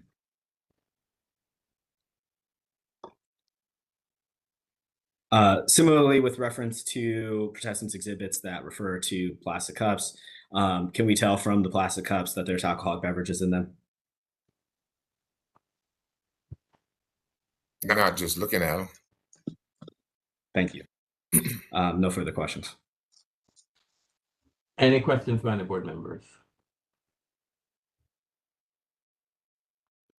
I normally don't do this, but do you have any pressing redirect that you need to ask Ms. Verdi, since the board didn't ask any questions? I do not. Thank you.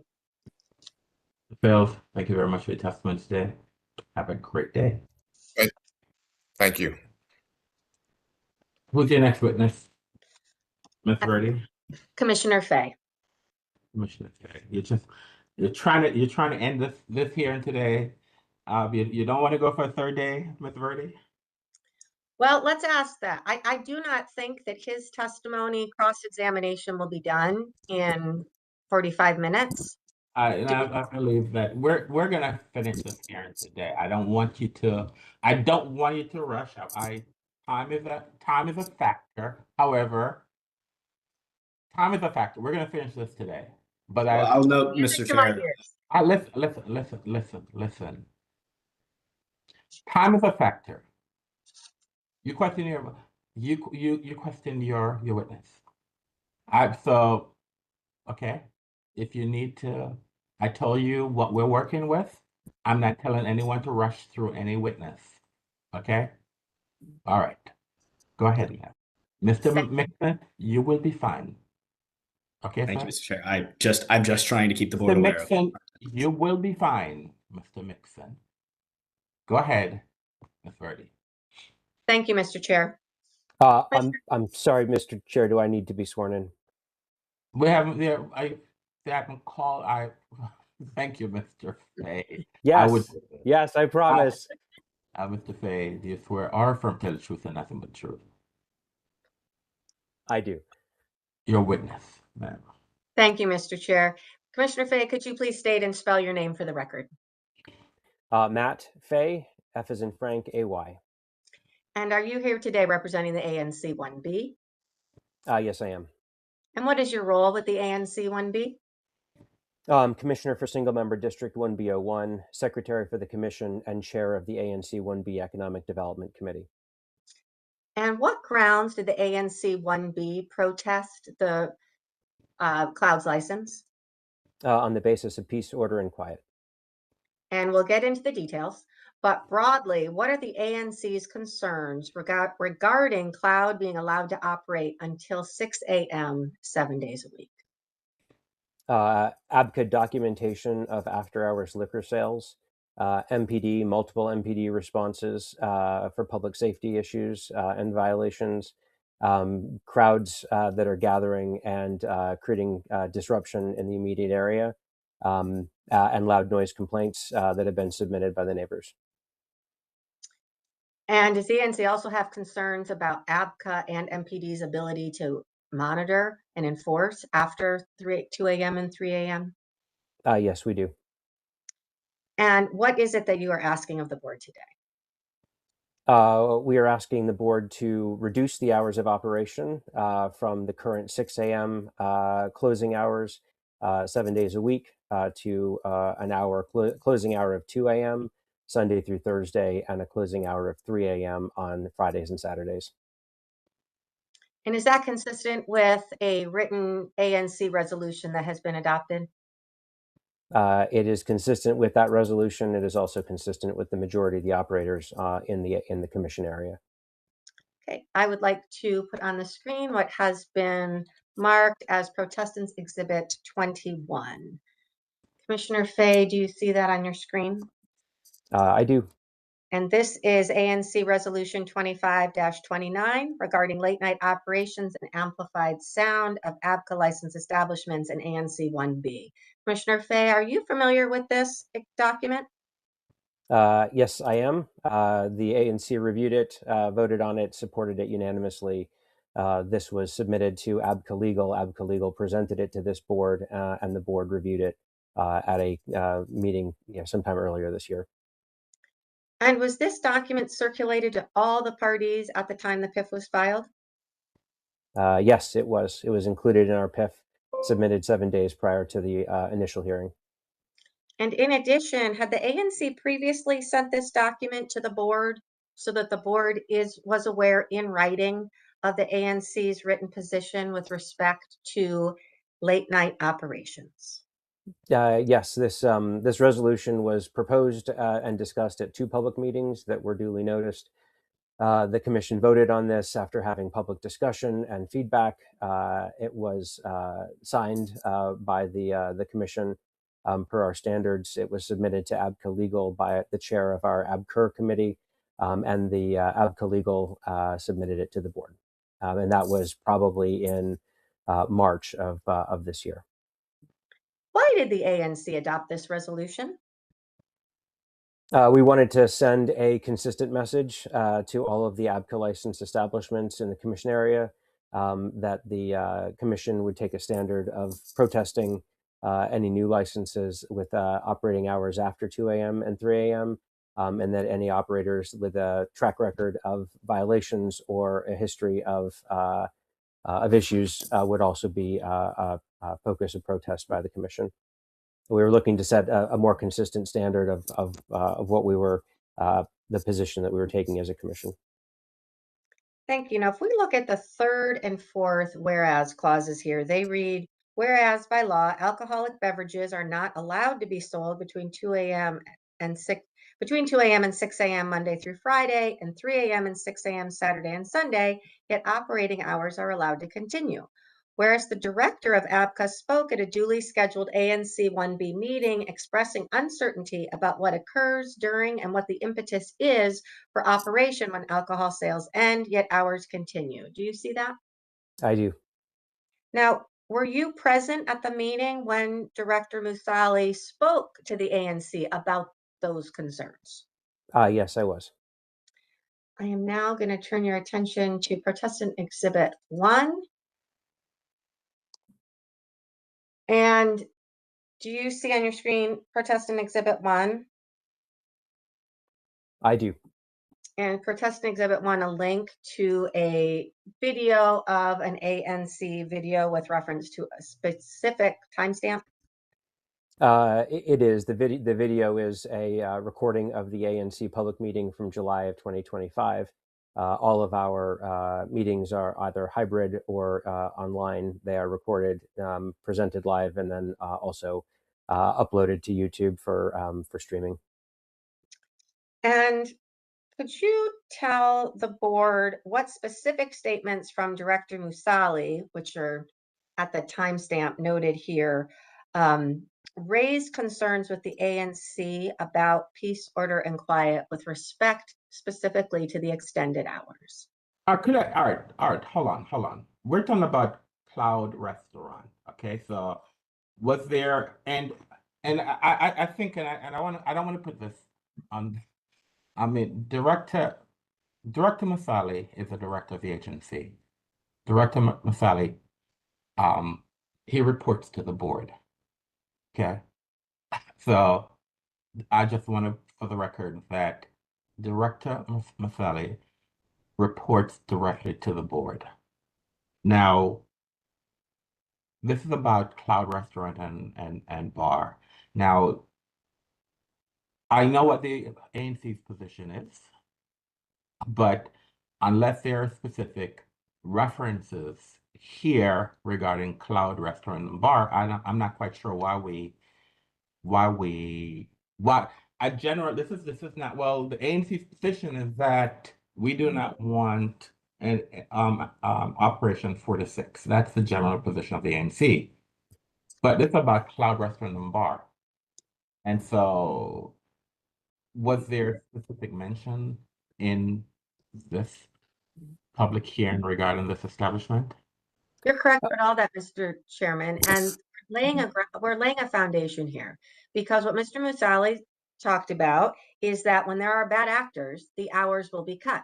And the next statements that we're going to go into about the ANC's position is that when there are establishments with significant investigative histories, the hours should be cut. That's our groundwork. And then we're going to go into the So let's significant. let's go there. I don't think it's relevant to say what Mr. Masali can speak. He speaks.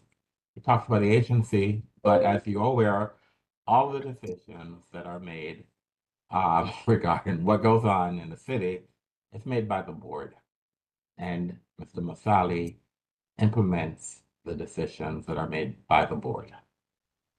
Okay, so this is about Cloud Restaurant and Bar. We can talk about the ANC's position, but I think let's refocus about why we're here today and why is it that you're requesting specifically that the board reduce the hours, and if we're going to renew this license, why should we specifically renew their hours?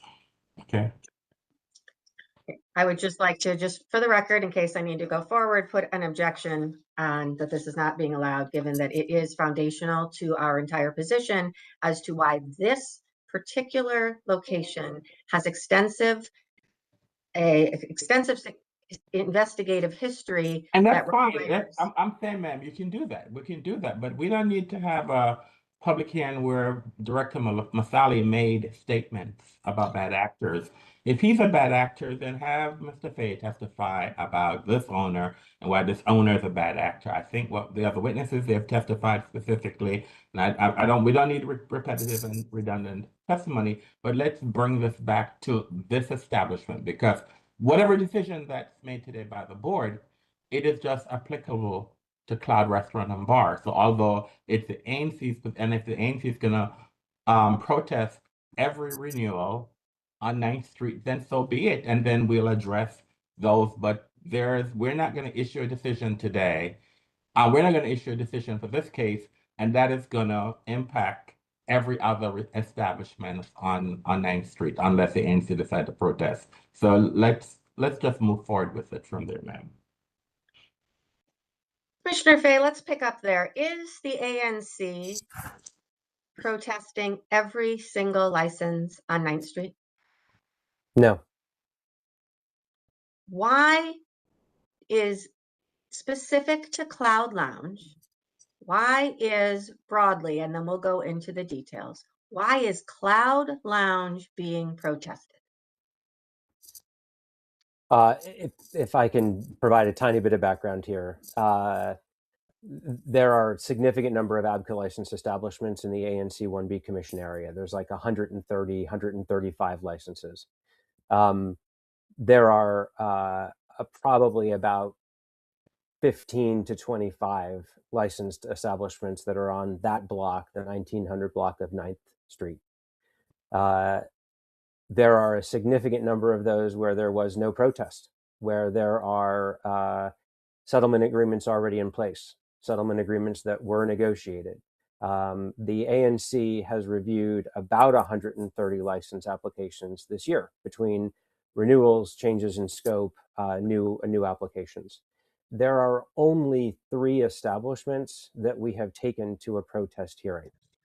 And I want to be really clear that Cloud Lounge is an absolute outlier in the commission area.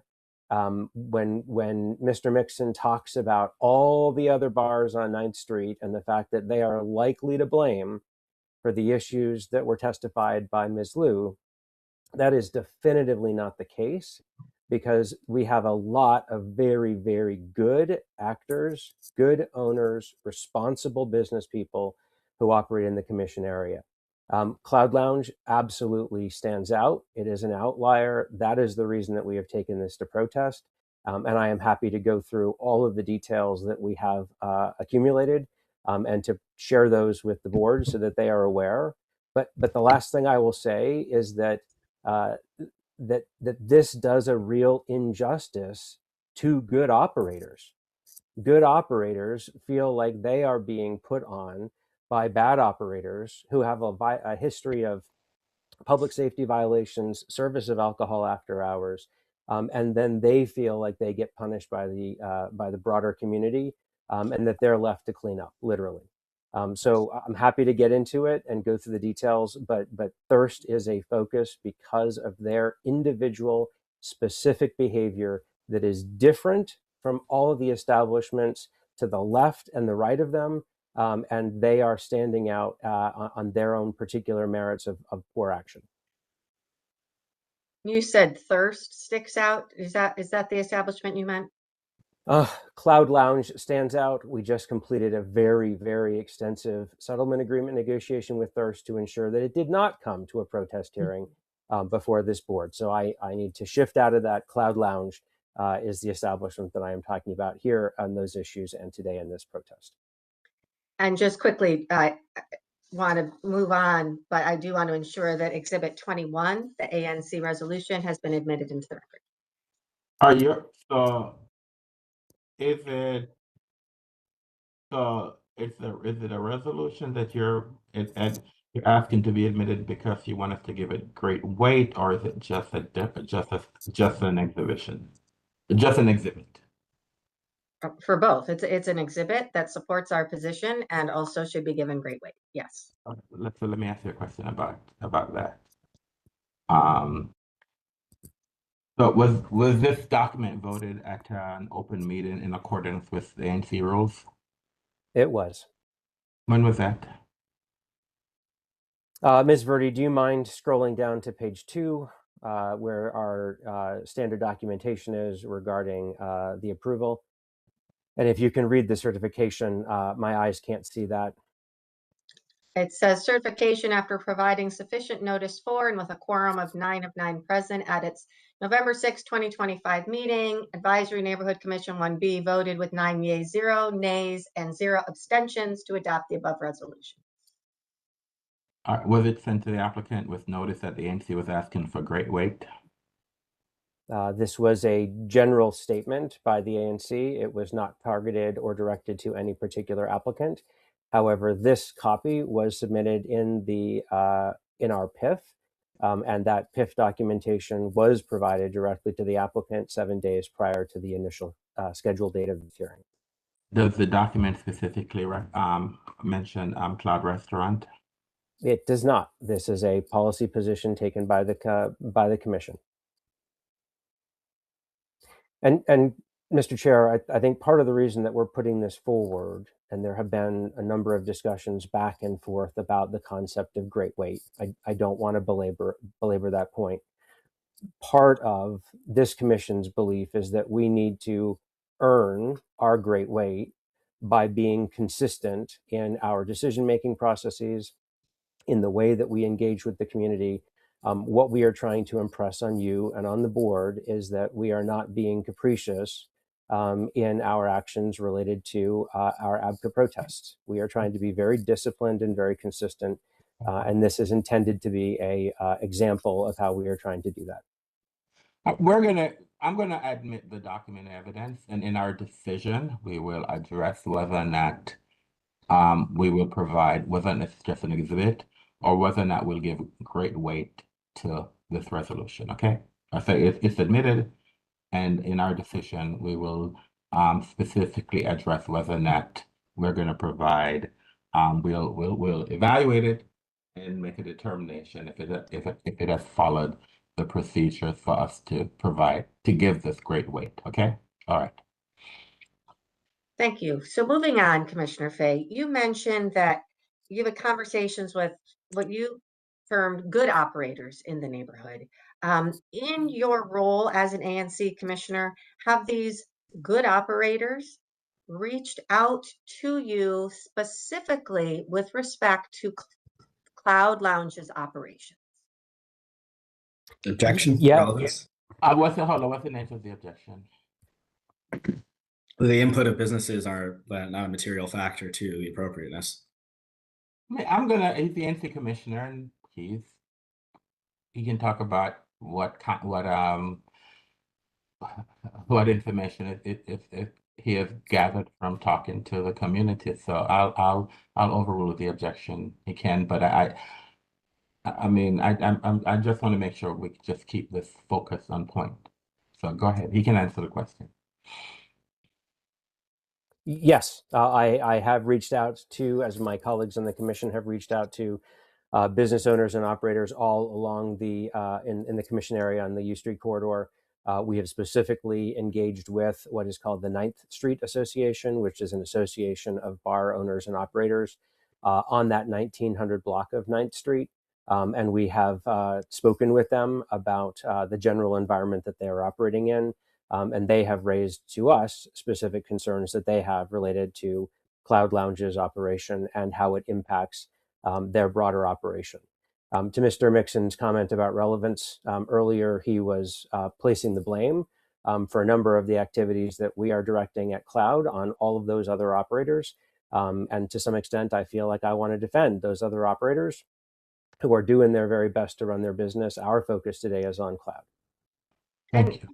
Commissioner Fay, did the 9th Street Association actually write a letter to the ABCA board and copy the ANC about their concerns specific to Cloud Lounge? Yes, they did. And it was provided in our PIF. Okay, I am going to share my screen and show you what has been marked as Protestants Exhibit 30. And it is Protestants Exhibit 30, the letter from the 9th Street Association to the ABCA board, copying the ANC 1B with respect to opposition to late night hours and support of ANC 1B's resolution. Yep. So I see the letter.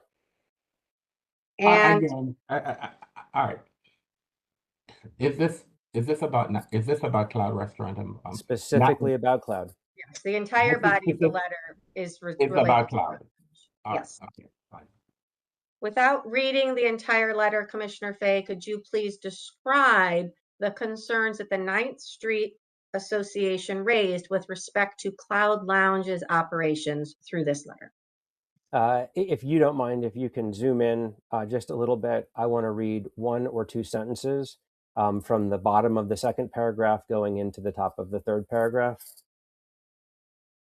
You see that? Yep. Yep. So essentially what they were describing is the relationship between the other business owners in the association and the owner of Cloud Lounge. They described that the operation until 6 a.m., alcohol likely being served until that time, created serious safety and security issues for the community and police, as well, and attracted patrons who left the club after long hours of drinking and maximize the potential for disturbance and violence. Such after-hours operations, in our opinion, referencing the opinion of the association, present a clear and imminent detriment to peace, order, and quiet in the neighborhood, compromising the association efforts to build camaraderie in the neighborhood between businesses and residents. They go on to describe a meeting that they had with ABCA leadership and MPD and the business owners in an effort to try to bring attention to cloud-specific late-hour operation and the business association members' knowledge and belief that alcohol was being regularly served until 6 a.m. And if we go to the end of the letter, what is it that the 9th Street Association specifically asks be done with respect to Cloud's hours of operations? And I want to clarify again the composition of the association. These are ABCA licensed establishments. Mr. Fay, please answer the question. Please answer the question, sir. Please Of answer her course. question. I know Of that. course. Please answer her question, sir. The 9th Street Association respectfully requests that ABCA's board revoke the hours of Cloud's operation to be in line with the hours expressed in ANC 1B's resolution and consistent with every other member of the association. So when they say every other member of the association, can you describe for the board who the members of the 9th Street Association are? I mean, you don't need to name them all by name, but kind of an understanding of who joins that association. They are ABCA licensed establishment owners and operators. And specific to this letter, could you please tell us who signed this letter? Mr. Alan Ebert, who's the president of the 9th Street Association, and one of the owners of the MK Lounge on 9th Street. And is MK Lounge, is that another establishment on 9th Street? Yep, MK Lounge has 2 locations, but this one is located on 9th Street. It is an ABCA licensed establishment that the ANC has worked with. Okay, I'd like to move the admission of protest in Exhibit 30. Mr. Mixon, No objection. without objection.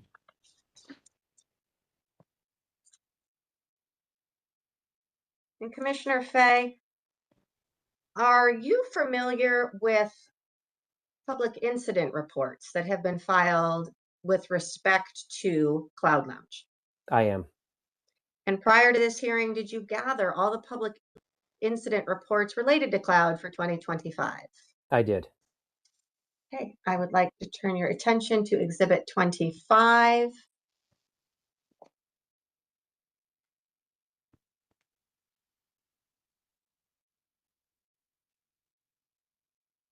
And Exhibit 25 is a January 16th, 2025 public incident report for an event occurring on January 16th, 2025. Commissioner Fay, is this one of the reports that you gathered in advance of the hearing? Yes, it is. And what is the date and time for the event listed in this report? It looks like it is January 16th at 3:39 a.m. And if we scroll down, can you see the offense location? The offense location is 1919 9th Street Northwest. And do you know what establishment is located there? Cloud Lounge is located at that address. And who is one of the victims noted here? Victim 1 is identified as Cloud Lounge.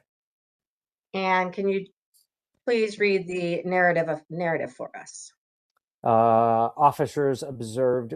Could you zoom in one more click? There you go.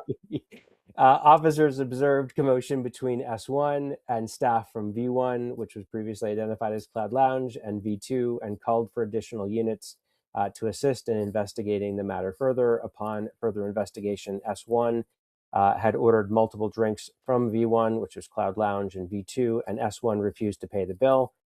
S1 was given the opportunity to pay the 2 bills. However, S1's card declined multiple times. S1 was placed under arrest for theft of services without further incident.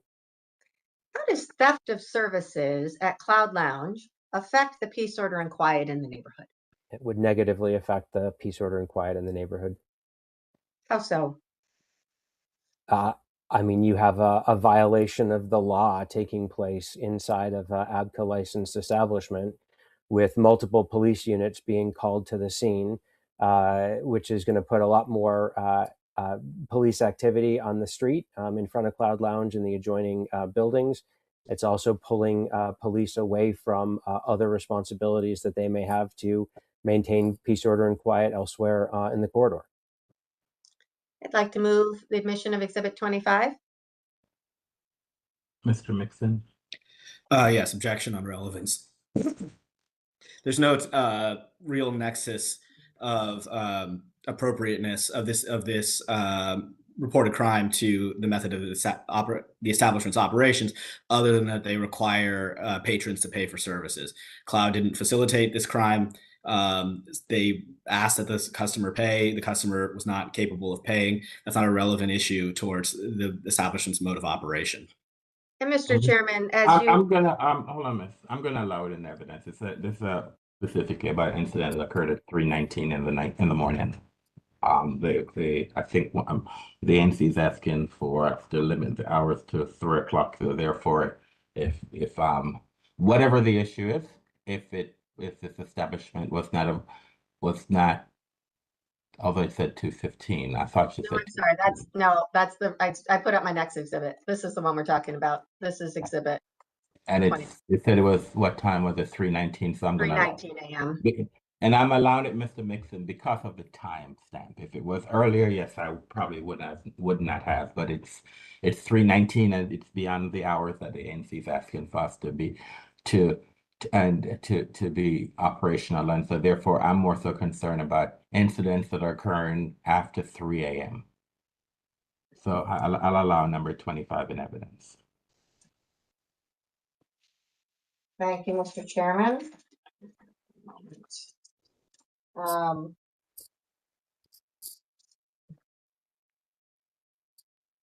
now going to turn to exhibit 26,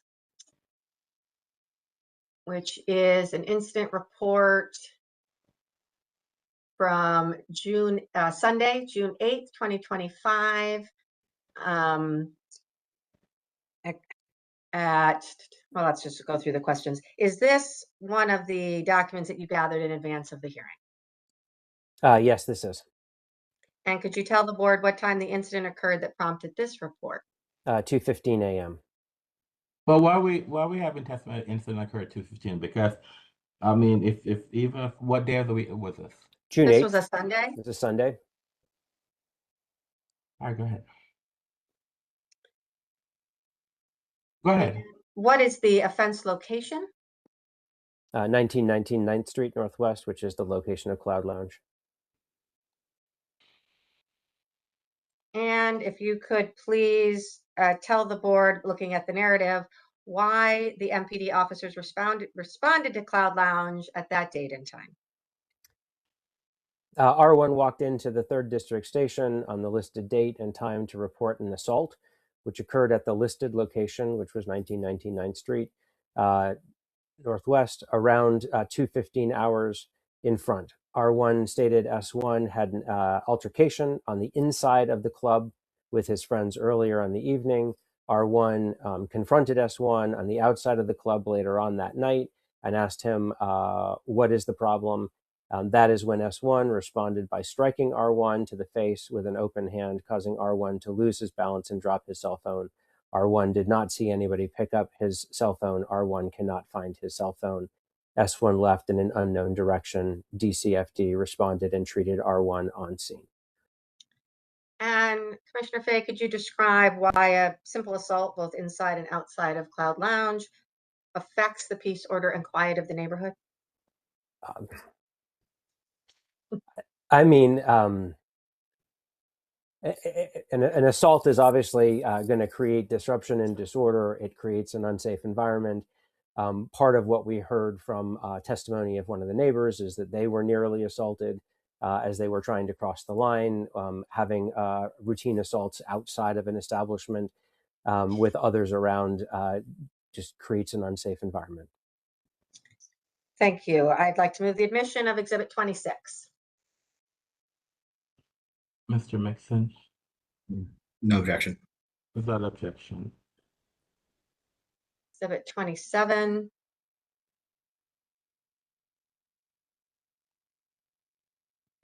Exhibit 27 is a public incident report for an event on June 28th, 2025 at 5:02 a.m. Again, Ms. Commissioner Fay, is this one of the documents you gathered in advance of the hearing? Yes, it is. And we scrolled, actually, this is one, if we could go right to the narrative. Does the narrative specifically address that this occurred at Cloud Lounge? It does. The narrative identifies the address as 1919 9th Street and states specifically Cloud Lounge. And could you please read this narrative? On June 28th, 2025, officers were on scene in the 1900 block of 9th Street Northwest on routine patrol when they observed a group of suspects exit 1919 9th Street Northwest, Cloud Lounge, and engage in a large verbal altercation. Officers approached on foot and heard a gunshot coming from the group. S1 was stopped, and on scene investigation revealed that S1 discharged the firearm. S1 was found to not be licensed to carry a firearm in the District of Columbia. Additionally, S1 was also found to be a convicted felon. While holding the crime scene, S2 and S3 were seen crossing the police line after being told repeatedly to stay back. All suspects were transported to the 3rd Police District for processing. And is it the ANC's position that verbal altercations and gunshots stemming from patrons of Cloud Lounge affects the peace, order, and quiet? That would be our position, yes. I'd like to move the admission of Exhibit 27. Mr. Mixon. Objection, relevance. Mr. Chair, if you look at the offense location, it states that it was the Shea Master Condo, which is not the address of Cloud Lounge. And to the extent that it does reference Cloud Lounge in the narrative, it does state that the verbal altercation that gave rise to this crime occurred after suspect had already left Cloud Lounge. This is an incident that happened on the same street, and coincidentally, a suspect had been at Cloud Lounge prior to the incident, but nothing about Cloud Lounge gave rise to the incident.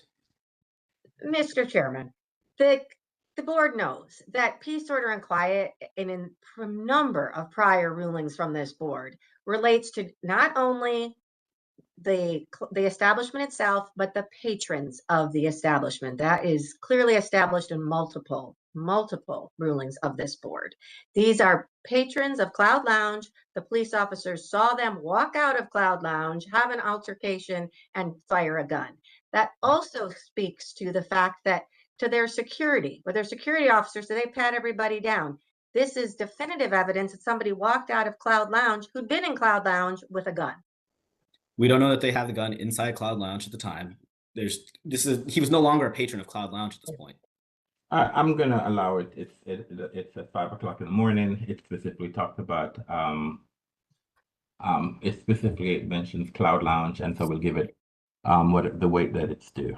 So I'll allow it in evidence.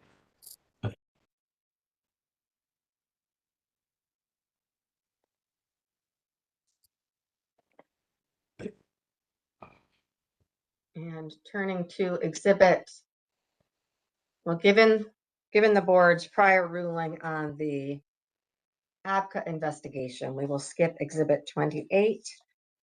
Before turning to the next report, Commissioner Fay, how did you identify which reports to pull from MPD? I emailed the MPD 3rd District. I asked if there were any incident reports that were associated with either Cloud Lounge or with the address of Cloud Lounge, 1919 9th Street Northwest. The MPD ran a search through their files. They identified the incident reports that were specific to the establishment and or the specific address, and they provided a list of those incidents. We then worked with the MPD to get the actual reports from them that we have presented to the board today. And if we look at the second chart here, 5th one down, do you see a report number 251-68267 reported as an ABC violation or incident? To be honest, I can't quite see at this amplification, so. How about there? Can you see it now? I can. And if you could just highlight the one that I'm looking at again, that would be great. 5th one down, 251-68267 ABC violation or incident. Yes, I do. I see that with the 1919 9th Street Northwest address. And did you in turn pull that report? Yes, we did.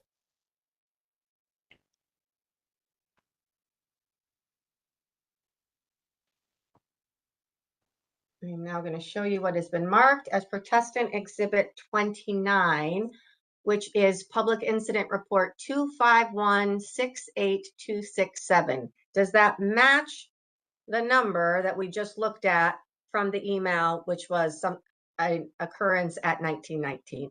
Yes, it does. And this is a report from Wednesday, November 5th, 2025 at 2:32 a.m. Do you see that? I do. And can you tell us what happened that day? Yes. During the hours of 2 a.m. To 3 a.m., Jane Doe, who seemed to be intoxicated, walked into the lounge with a drink in her hand and was asked to leave by SB3. SB3, who works as security at the lounge, asked Jane Doe to leave multiple times. After multiple attempts, Jane Doe left the location. Thank you. I'd like to move the admission of Exhibit 29. Mr. Mixon. Objection relevance, one, in that it's not clear this relates to Cloud Lounge. It's not stated anywhere within the four corners of the document. Moreover, it doesn't speak to any kind of operational failure that it's being presented for, in that it was somebody trying to do something against ABC law, which Cloud Lounge appropriately acted to prevent. I'm going to allow it in, and the reason I'm going to allow this was a Thursday. It is between 2. The ANC is asking that we close the establishment at 2 o'clock. This is between 2 and 3 that she attempted to. If the ANC had its way, she would not have been. The establishment would have been closed. So therefore, she would not have been able to walk in with a drink. So therefore, I'm going to allow it in. Thank you, Mr. Chairman. Just as an overview of these public incident reports that we have just introduced and reviewed, were all of these reports related to activities either after 2 a.m. Sunday through Thursday, after 3 a.m. Friday and Saturday? Yes, they were. And does that cause concerns related to the effect that Cloud Lounge's operations at those times affect the peace, order, and quiet in the neighborhood? Yes, it does. Now, in addition to the public incident reports, did you also file a FOIA request to get complaints that had been filed against Cloud Lounge with ABCA? Yes, we did. On the screen, what has been marked as Protestants Exhibit 19.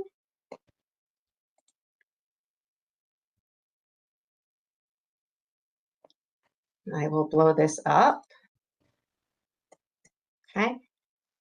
Is this document that we're looking at the response that you received to your request to receive complaints related to Cloud Lounge directed to ABCA?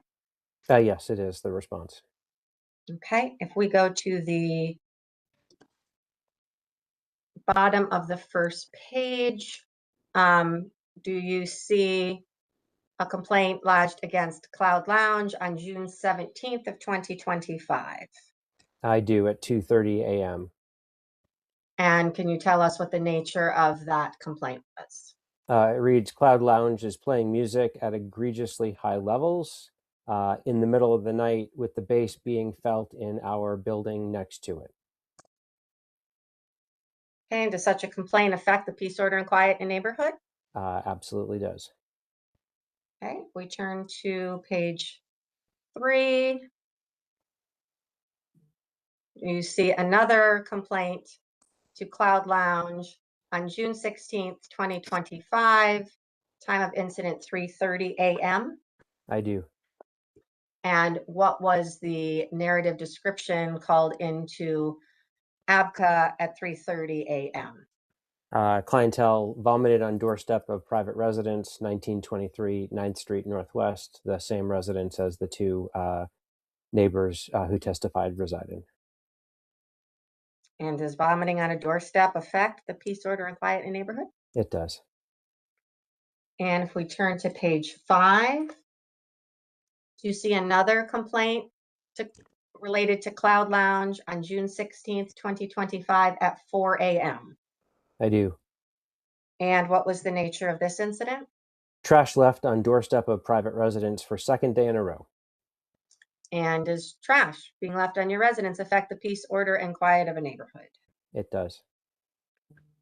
And if we turn to page 6, do you see another complaint against Cloud Lounge on June 7th, 2025 at 3:30 a.m.? I do. And what was the nature of this incident? If you can scroll down just a little bit, trash left in front of neighboring something or another of cleaned up when lounges reopened the next day. Other lounges located on the block appear to be cleaning up their trash. See photos for comparison. Cloud Lounge clients routinely leave their trash by our building, and employees neglect to clean it up. And does the routine failure to clean up litter, causing a call to ABCA, affect the peace, order, and quiet in the neighborhood? It does, and I also appreciate that this complaint notes that other establishments are paying attention to their litter and cleaning it up where Cloud Lounge is not. Does this support your argument that you've made today that Cloud Lounge is an outlier in this neighborhood? It is an outlier in this neighborhood. The other establishments that we routinely engage with are paying very close attention to how their operations run and ensuring that they're taking care of their business. In this particular case, we see lots of evidence that Cloud is not taking care of the area around them and is not it's not creating a safe environment. Turning to page 8, you see another complaint against Cloud Lounge on May 16th, 2025. And what was this complaint? For second day in a row, patrons have discarded food containers in front of residential building doorstep. Okay, and turning to page 10. Is there another complaint against Cloud Lounge on 4/13/2025 at 3:30 a.m.? Yes. And what is the nature of this complaint? Give me 1 second here.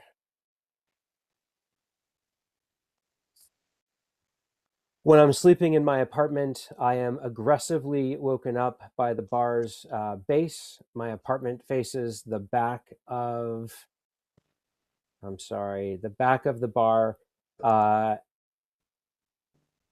And perhaps they aren't aware of how loud it is. Thank you. Of how loud it is, because I can clearly hear all of the songs and the bass, even from the 6th floor and even with my door completely closed. The noise usually happens the worst between 3:30 and 5 a.m. on weekends, but also during the weekdays. I called the police to submit a report, and they told me that since the business is an alcohol license, there is nothing they can do about it. Is this the first time you've heard from residents or the MPD that their hands are tied? There isn't anything that can be done about it? This is not the first time. And I'm going to ask for indulgence for just 1 moment. My laptop is dying and I need to plug it in.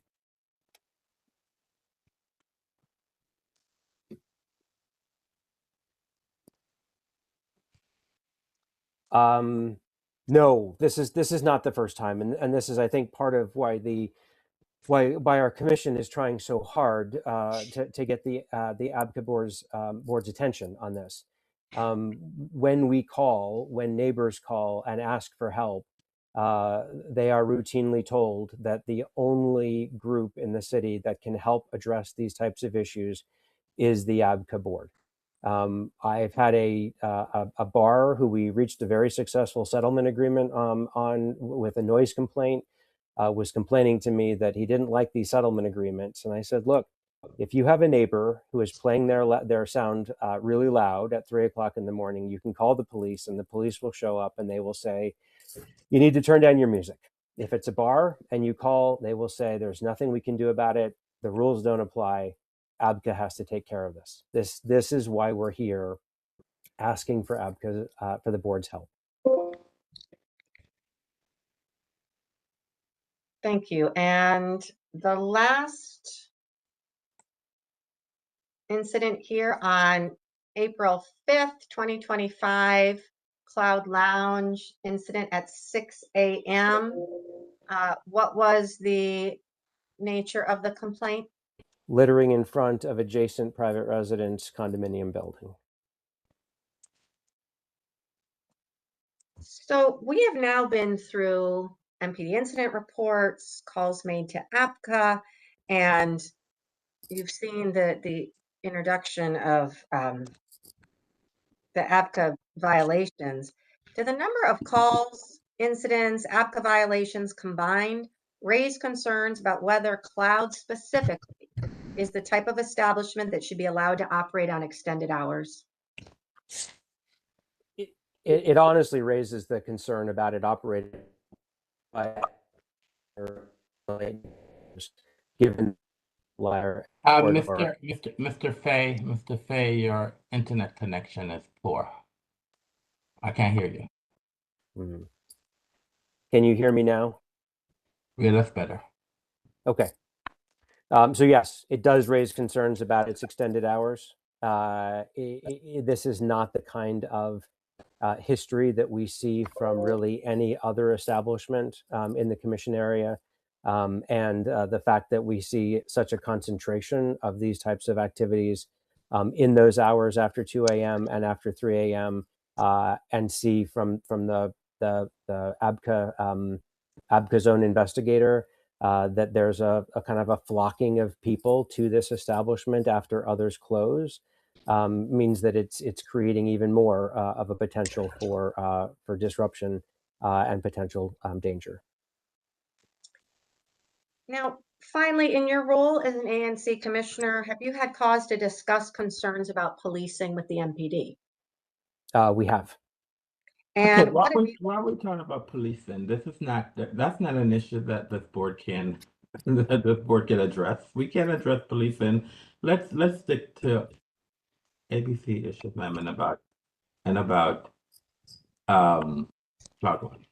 okay, based on your conversations that you've had with Director Musali and the testimony that we've had in this case, what is your understanding of the hours in which ABCA investigators are available to enforce?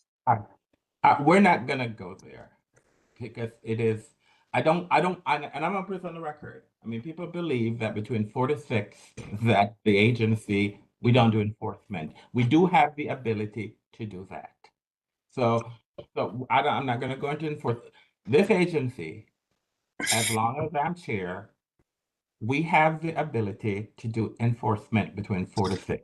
Period. Let's move on, please. Okay. I would like to put on the record the concerns that we have going forward with specifically with respect to that statement and the changes that are being proposed at the DC City Council right now. That's beyond our control. But what I am stating, I do not want the industry, and I'm putting something, and that's why I interject. I do not want the industry to believe that between the hours of 4 to 6, it's a wild west out there because ABCA does not have the ability to do enforcement. We do enforcement between 4 to 6. We do have the ability, so we don't need to have any testimony and evidence about this agency not doing enforcement between 4 to 6. Let's move on from there, ma'am. Okay. Okay, Mr. Chair, I'm sorry, but I do have to put on the record that we have had testimony in this case that ABCA enforcement stops at 4 a.m. No, that is incorrect, and I think we might have had maybe a investigator made some incorrect statement, and that's why I'm correcting the record, because I do not want the industry to believe that it is a wild west out there because ABCA does not have the ability to enforce between 4 to 6 a.m. So let's move on from there because that is an incorrect assertion. And as long as I'm chair, I want the industry to know that that is an incorrect assertion because ABCA does do enforcement between the hours of 4 a.m. and 6 a.m. Period. Let's move on. Okay, again, I think I have the right to put on the You can record put it on the record, position. ma'am, but I'm not gonna have any testimony. You can put your objection on the record, but I'm not having any testimony on ABCA's lack of enforcement between 4 to 6. Okay, but you can put your objection on the record. Okay, and my objection for the record is that testimonial evidence. And I corrected you had information from an investigator who provided the incorrect information, ma'am. And that's why and I believe I corrected that when I believe it was this case that we had an investigator who placed that out there. And so therefore, as chair, I need to correct the record, and that's what I'm doing. And so therefore, and also, the issue of enforceability, it is not a relevant issue here. So let's move on from there, ma'am. Okay, let's Again, move on. just for the record, let's say that I do believe it is a relevant issue because And we I are, disagree with you, but you can put it on the record and let's move on. thank you, that I do believe it is a relevant issue that we have the right to explore and have evidence on should the need arise for us to take an appeal, because the ability to enforce goes directly to peace, order, and quiet. And I'm saying to you that that is an incorrect assertion that ABCA does not have. I cannot sit here today and have the public record saying that we are licensing people to operate between 4 to 6 and that we cannot enforce that they're complying with the law. I can't allow that to happen because that is not correct. I'm not going to allow that to happen because that is incorrect. And Because Mr. we would Chairman, not, respectfully, because that is, ABCA, I'm sorry, ma'am, because ABCA would not be doing its job if we're giving licenses for people to operate between 4 to 6, and it's a wild, wild west out there because we can't enforce it. So why then would we, why would we allow operators to operate between 4 to 6 if we have no enforceability? And that is incorrect. And I said to you, the agency reports to the board. As the chair of this board, I want the record to reflect that that is an incorrect assertion, that ABCA does have the ability to do enforcement between 4 to 6, period. Let's move on. okay, Mr. Chair, if I could please just put my objection on the record, should I need it in the future. You can put your objection and let's move on then. Thank you, because my objection is that we have evidence that we have been precluded from introducing today, that despite the statements of the chairman, that investigators and the director of this agency have stated that enforcement stops at 4 a.m. unless there is a specific request for overtime, that the regular enforcement stops at 4. And that's the evidence that we wanted to put on the record, as we believe it supports the peace, order, and quiet enforceability of these after hours violations. So moving on, my final question to you, Commissioner Fay. Have you singled out Cloud Lounge in asking ABCA to deny its request for extended hours? Yes. And why Of 130 applications that we reviewed, this is one of 3 that we have taken to a protest hearing. One of the other 3 is owned by the same owner and has the same set of issues that we've talked about today. The other is down the street, which sought late night operating hours to be able to compete with this establishment. So there are only 3 of 130 where we are specifically asking the board to take action and to take back hours. This is not something that we take lightly. This is time that I am taking away from my job and my responsibilities. I am not taking my testimony here lightly. I appreciate the chair's frustration that he just expressed. And Mr. Chair, I feel very much the same way that you just felt a moment ago in trying to explain to my neighbors why these issues continue to persist. And I appreciate the board's attention to this and the time you're taking. Thank you, Commissioner Fay. I have no further questions. Mr. Mixon. Yes. Thank you, Mr. Chair. Mr. Fay, do you recall in the first day of these proceedings testimony by the neighbors, Eddie Thomas Jr. and Trinae Magaza-Sese, that options for food service after 2 and 3 a.m. are extremely limited, and that Cloud serving food at these times is important to them? I remember that testimony, and that the 2 of them regularly ordered French fries and wings.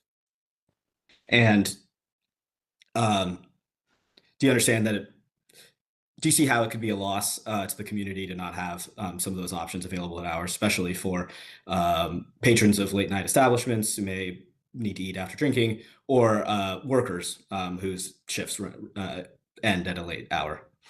There are other late night food options that are available in the corridor, so this would not be the only one.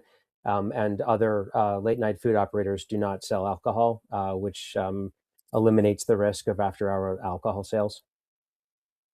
Do you recall testimony by ABCA's investigator about pre-existing cloud independent congregation along 9th Street? I don't know if I do. I'm sorry. Just to refresh, they did say that there were other reasons. There are other people outside.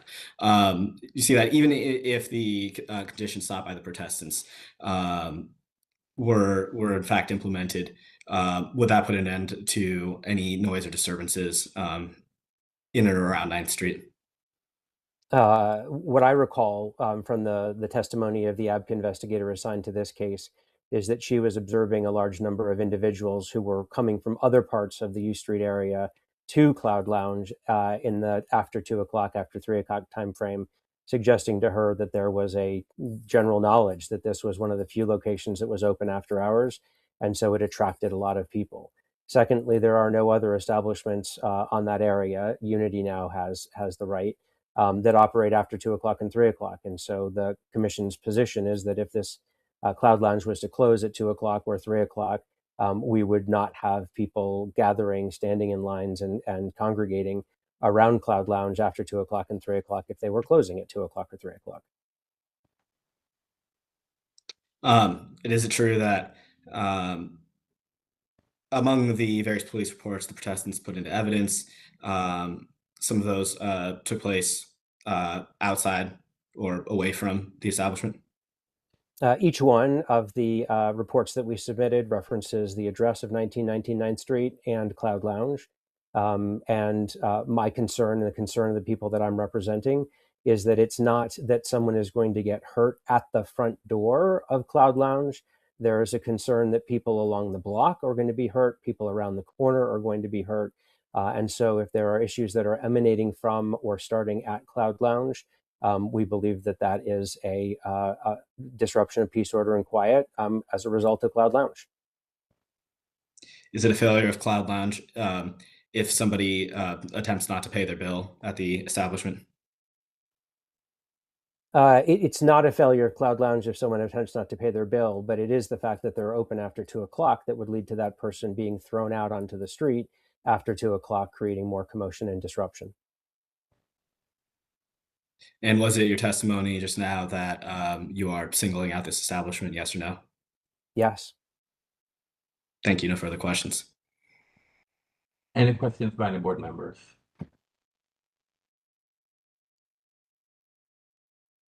All right, I'm not gonna allow any redirect because there are no questions by the board. I've been consistent with this, Ms. Verdi. Is No, that I don't have a question. I just have a point. I realized I did not move the admission of Exhibit 19.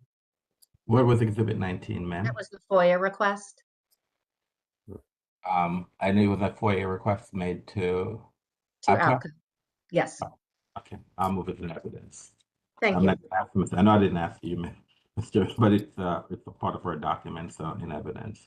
All right, Mr. Fay, Commissioner Fay, thank you very much for your testimony today, and hope you understand my frustration. I do. It's not directed at you, sir. I just do not want the industry or anyone to believe that it's the wild, wild west out there. So therefore, you can do anything between 4 and 6, and this agency will not enforce our laws. Okay. All right. Thank you, sir, for being here today. You have a great day. Thank you. All right. Ms. Verdi, do you rest? I do, thank you. You're welcome. Mr. Mixon, do you have do you plan to call a witness, and what is it that this witness will rebut? Yes, correct. I do, consistent with 23 DCMR 1714.1. What is it that they're trying to rebut? I'm asking you a simple question. Yes. Not saying whether or not you have the right. I'm asking what is it you're trying to rebut? I appreciate that, Mr. Chair. The witness was directly referenced in the testimony of Dwayne Fales with respect to an alleged service of an alcoholic beverage on the 7th of February of this year. And she was actually featured in several of Mr. Fales' photographs. She was the bartender described in his testimony, and she can provide a rebuttal account of those same events with Mr. documentary evidence. All right, the witness testified that I went to an establishment, I ordered tequila, I was provided tequila. I know what tequila states. I know what tequila states. I mean, she's gonna come. What is she gonna testify to? I didn't serve him tequila. I serve him mocktail. I remember we had testimony. You cross-examine this witness. Does he know the difference between what a cocktail and a mocktail? What is there to rebut? I mean, he said what it is. Importantly, Mr. I'm Chair, sorry. I'm sorry. Importantly, to answer your question, the difference is, unfortunately, I couldn't have the witness on participating through WebEx. She was a call-in that time. This time, the witness is in the attendee area, and she can identify the final itemized receipt, which contradicts the account of Mr. Fales. Okay, all right, fine. I'll allow her. How long you believe her testimony is going to be? Inside 5 minutes. All right. She's going to rebut. All right. Where's the witness? Deja Wilson. Ms. Hello. Wilson? Ms. Wilson, can you raise your right hand, please? Do you swear or affirm to tell the truth and nothing but the truth? Yes, sir. You're a witness there. Hello, Ms. Wilson, can you please inform us of your relationship to Cloud One Restaurant and Lounge? I'm currently a bartender there. And what are your responsibilities as a bartender? I serve drinks to the customers, food, hookah. I just create an overall enjoyable experience. I do open and closing routines as far as cleaning and restocking, things of that nature. So like your normal waitress. Understood. Thank you. Very thorough. And your work hours include after 2 a.m. or 3 a.m. When the service of alcohol ends? Yes, because we serve food. And do you participate in transitioning the establishment such that there's no alcohol displayed or served? Yes. Do you serve alcoholic beverages after 2 or 3 a.m.? No. Were you working at the establishment on the night of February 7th, 2026? Yes, sir. Okay, I'm going to share my screen to present applicant's rebuttal evidence one.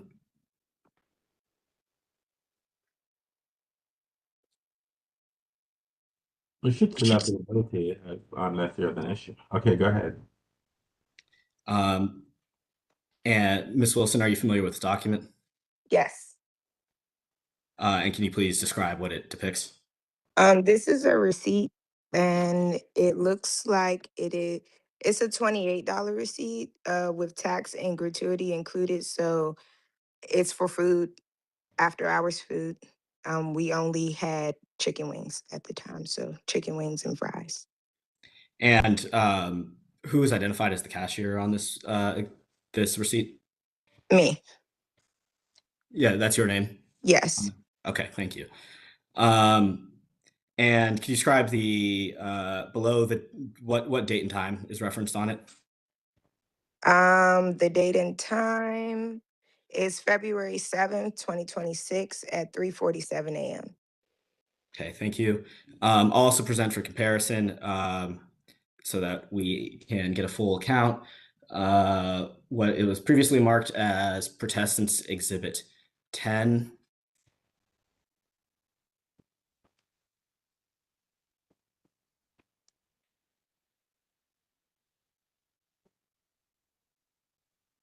Okay.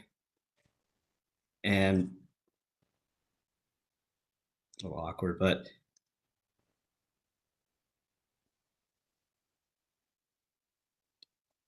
Ms. Wilson, have you seen Protestants Exhibit 10 before? It's a receipt. Yeah, it's a receipt. That's how our receipts look. And can you identify towards the bottom of the receipt a payment ID near the barcode? Yes, I know it's I can fairly see it. blurry, Yeah. but I'm trying to make it as legible for everyone as possible. And to the best of your ability, can you read off those letters? J2M90HSCYH2EM. Okay. And could you also read the payment ID listed on the other receipt? Yes, J2M90HSCYH2EM. Okay.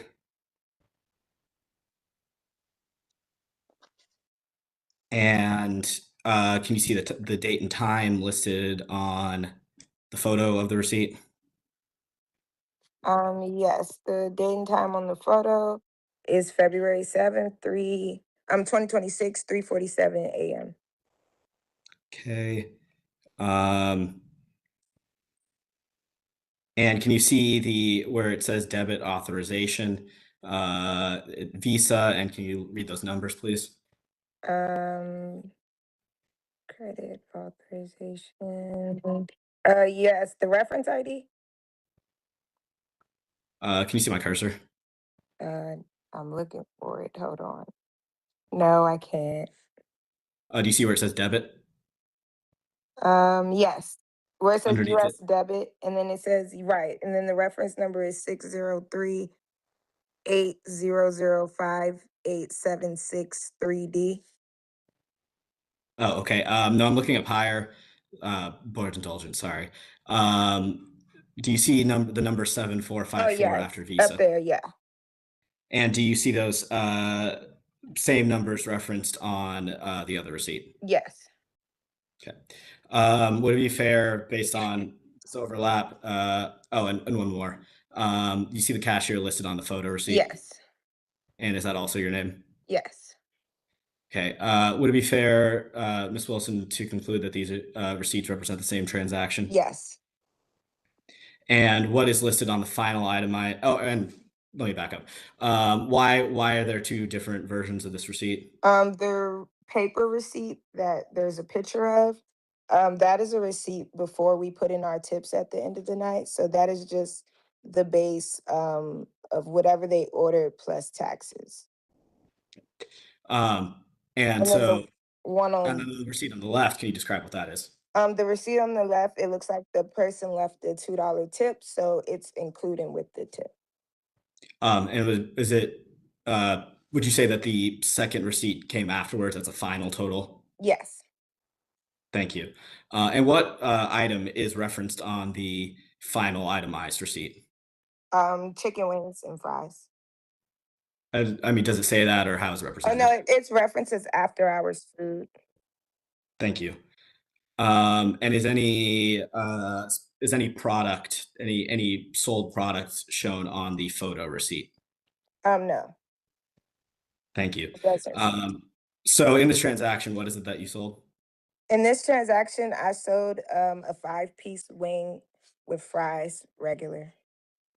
And did you sell any alcoholic beverages? No, sir. Are you aware of whether anyone else did that night? I'm not that I'm aware of. Okay. Thank you, Ms. Wilson. No further questions. I'll stop sharing my screen. Ms. Verdi. Thank you. I have a few questions. Hi, Ms. Wilson. My name is Carrie Verdi. I'm an attorney for the protestants. Were you working on July 27th, 2025, when Cloud Lounge was cited for after-hour sales of liquor by ABCA? What date, okay, Ms. Verdi, what date? Where she testified about a specific date, which is that. February 7th, Mr. Chair. Right. That's why I asked if she was working that date. All right, I'm sorry. Okay, go ahead. It's beyond the scope.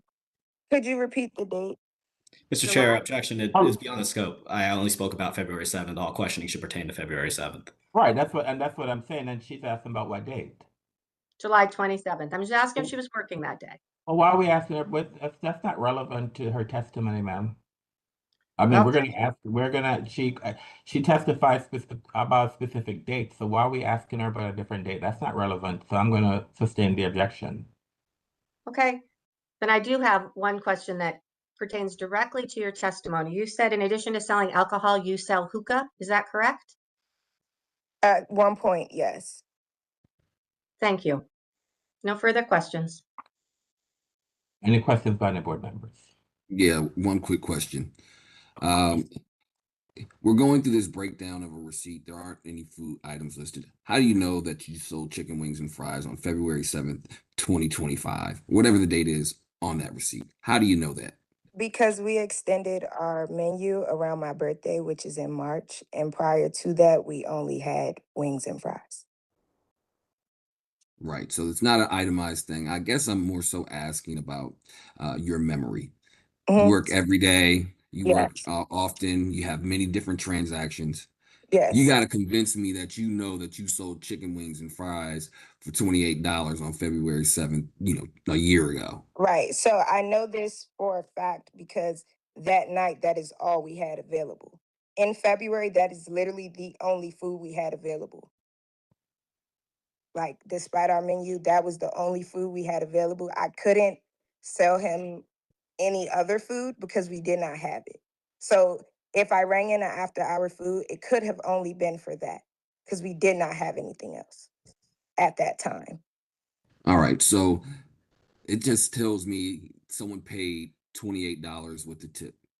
That's all that receipt says. As comparable as they are, you're telling me it's chicken wings and fries, but could it have been for something else? No, Like, because it says after hours food. If it was for something else, it would have gotten rang in under that. I particularly am very I pay attention to what I ring my things under because that's how I make my money.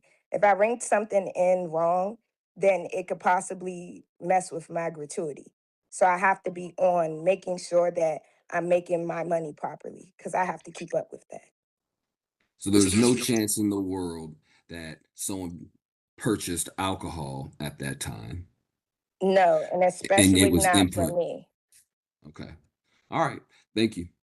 You're welcome. Mr. Meadows. Mr. Meadows. Yes, thank you. Thank you, ma'am. Ms. Wilson, we, do you have I'm very interested in that receipt, the two comparing receipts, and I'm interested in the inspector's testimony from earlier. Do you have a receipt from, let's say, 10 p.m. that evening that would show an Mr. alcohol Meadows, purchase? Mr. Meadows, she can only talk about what she talked about this specific. We can't be asking her questions about 10 o'clock or she's here to rebut a specific I incident in understand that. time. What I'm trying to understand I is, know, but we can't. I just told Miss Verdi was asking her about a different date, and I told her she no, couldn't I'm have. talking about the same No, no, evening. no, no, no, no, no. I'm saying Miss Verdi was asking about a different date. I told her she couldn't. You're asking the same date at a different time, so I can't allow you to ask her question because it's the same. She's here to rebut the testimony that was given for that specific receipt. I understand. We can only ask her about what she's rebutting, sir. Okay, well, I'll withhold my questioning then, and I thank you, Mr. Wilson. Thank you. She's only here to rebut something specific, and so we can only address what she's here to rebut. Okay, Ms. Birdie, Nothing further. Thank you. Mr. Mixon, Nothing further. Thank you, Mr. Chair. you're welcome to your rest.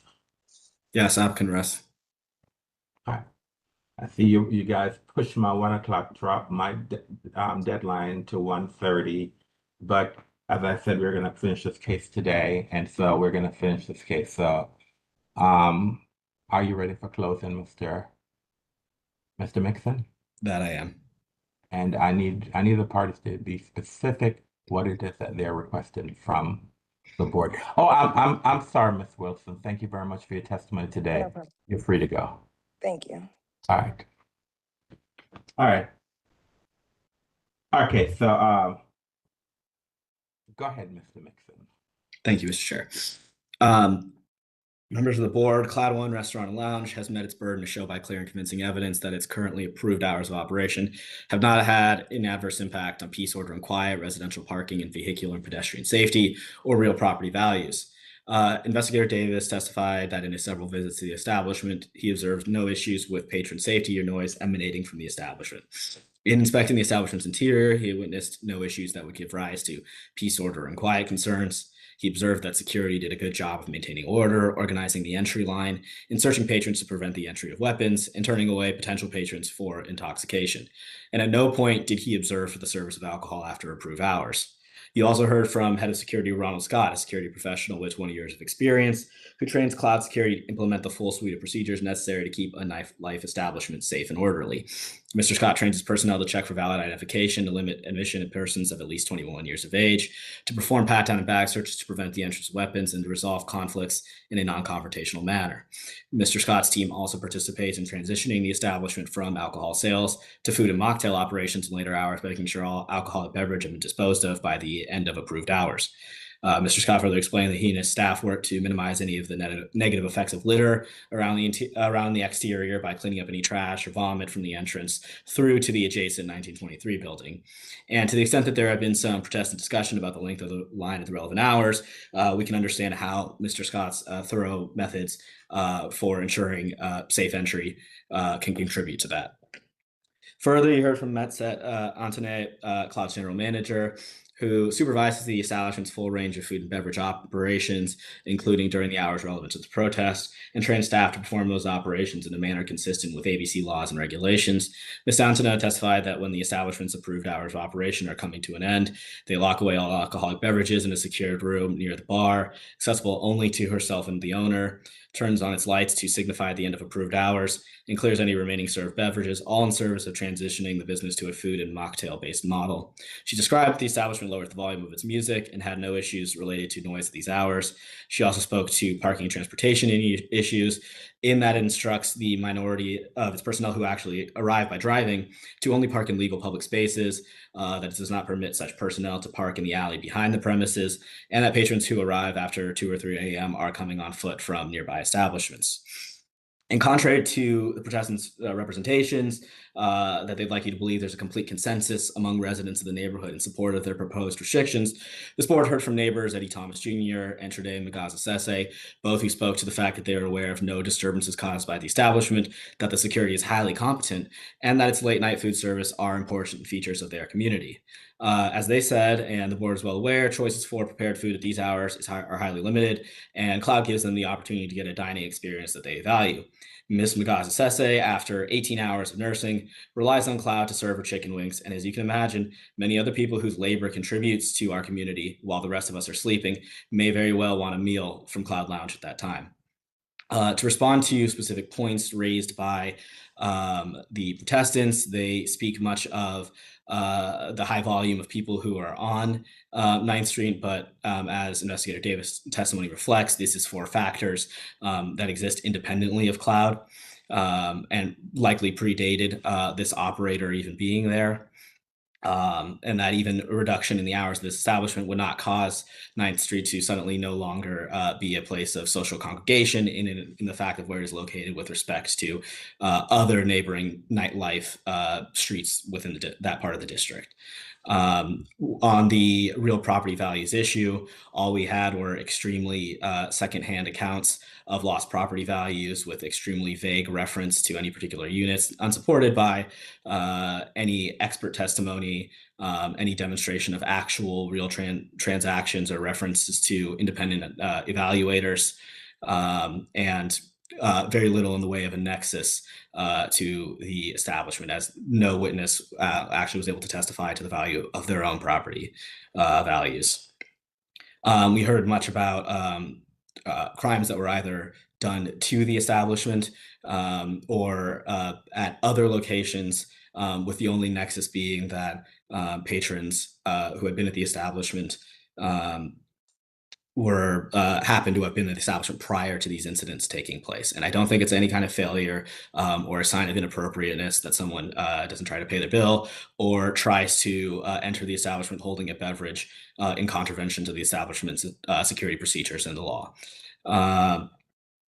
We also saw extremely spurious allegations of trash and vomit connected to the establishment taking place at with photographs taken at hours where the establishment's not in operation, hours after its closing, which could have fallen there for any number of reasons, whether it was just pure littering by daytime pedestrians or even the wind. Very little of a way in a nexus to the establishment, and despite its testimony that it does everything in its power to keep its premises clean. Of course, the establishment is sensitive to what testimony exists of bad pedestrian actors who are in the line, but as Investigator Davis said, the Cloud does what it can to maintain an orderly line. And as board members have previously observed, a popularity of an establishment is necessarily going to come with a high volume of people who queue to enter the establishment, especially when that establishment requires security based on its hours and method of operation and concern for the well-being of patrons in the community. In totality, it's I think very clear with the whole record that it is valuable to the community to have Cloud operate these hours. It's valuable to the business, and the best the Protestants can do to show to the contrary are things that are already taking place and would not be meaningfully affected by the imposition of conditions. So therefore, applicant has met its burden with respect to the appropriateness factors, and we ask that you renew the license free and clear of any additional conditions. Thank you.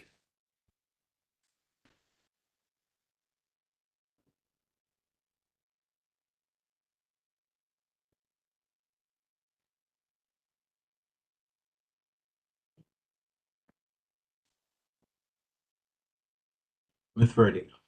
Thank you.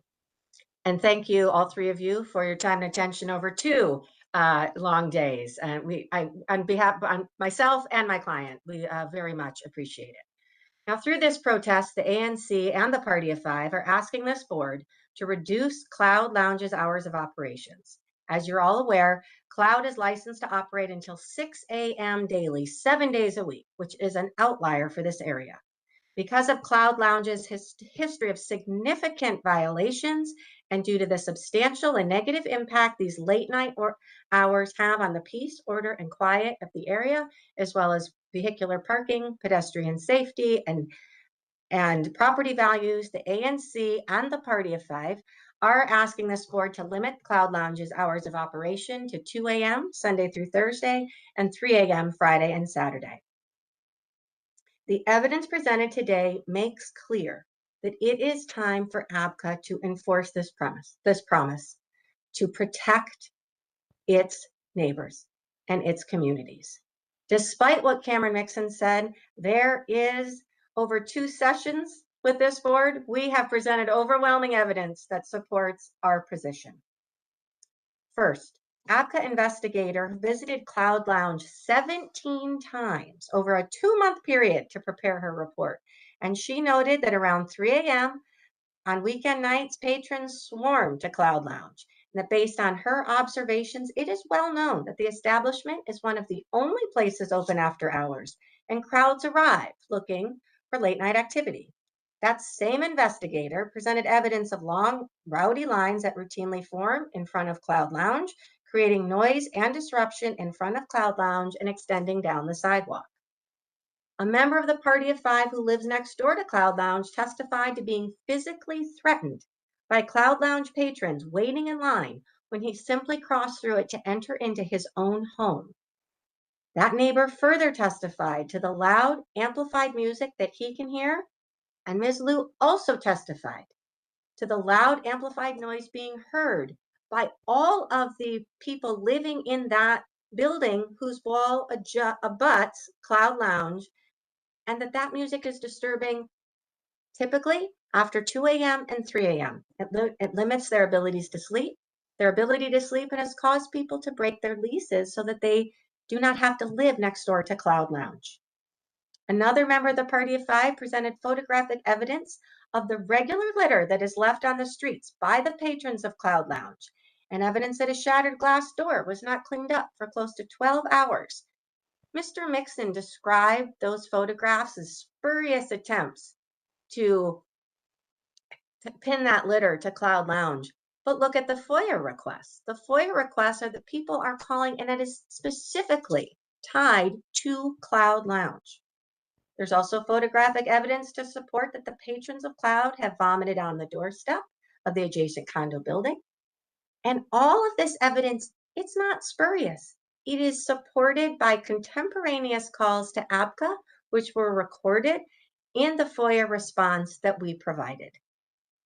Now, despite receiving a violation, a fine, based on their after-hour sales of alcohol on July 27th, 2025, which is at our Exhibit 2, the protestants have presented evidence that this activity did not stop. And to be clear, the rebuttal witness, even if she's to be believed, and I will get to why she's not, she didn't rebut the October 25th, 2025 sale to Mr. Fales in any way, shape, or form. So the fact that he received alcohol prior to 2 a.m. and then watched the exact same procedure be followed to serve people that he heard order alcoholic drinks after 3 a.m. is 100% and wholly unrebutted in this record. And then let's turn to February 7th. Mr. Fales testified that he ordered tequila after 3 a.m. and was served tequila in the same manner that the ABCA investigator was served tequila in July of 2025, if you compare his testimony to our Exhibit 2. Now, today, their rebuttal witness would like you to believe that he received chicken wings. First of all, she is asking you to say that an MPD officer with almost 30 years experience took the stand today, was sworn under oath, and lied to you. Mr. Mixon didn't do anything to undermine Mr. Fales' credibility, and it is shocking that they would bring someone here today to say that he in fact received chicken wings when there's no evidence of any chicken wings in any photographic evidence anywhere on the bar. But more importantly, her evidence today actually supports their continued after-hour sales of liquor. Look at Exhibit 2. Your undercover ABCA investigator, when he ordered a tequila on July 27th, it was served to him from a side closet, poured into a white cup, and brought to him. And you know what his receipt said? After-hour sales, after-hour food sales. And look at his report. He makes a finding that Cloud is putting after-hour food sales on its receipts to hide the fact that what it's actually doing is selling alcohol. When you take Investigator Fales' testimony today, coupled with what we now see as a receipt that internally says after-hour sales, and you compare it to our Exhibit 2, all that shows, and the only conclusion you can reach is that they're just continuing to sell alcohol after hours, exactly like they did in July 27, 2025, when an undercover ABCA investigator went to Cloud Lounge. In addition to that, we presented 4 separate MPD incident reports, 7 separate complaints called into ABCA, all related to incidents and noise directly related to Cloud Lounge and its patrons. Finally, and so importantly, the ANC provided written support from the business community through the 9th Street Association, which urges this board to limit Cloud's hours to 2 a.m. Sunday through Thursday and 3 a.m. Friday and Saturday, consistent with the ANC's written resolution that was adopted pursuant to its rules and should be afforded great weight. Taken together, this evidence clearly shows that Cloud regularly violates the laws of the District of Columbia by serving alcohol after hours It draws long, rowdy lines of patrons well past 3 a.m., and their behavior has resulted in multiple MPD reports and suggests an unsafe environment. Board member Ms. Quinn, who's unfortunately not here today, wisely asked the first day of testimony, what problem are we looking to solve? And based on the evidence, the problem is not merely a line that is extending down the block, but it's that this establishment is an outlier on the U Street corridor in terms of its operations, in terms of its number of violations, and its public safety incidents. But the fix is easy. It needs to have its hours cut to be held in line with the other businesses in the area. And the applicant has not presented any evidence to support that it should be entitled to extended hours. The applicant's sole argument basically boils down to their one exhibit, a PDF menu.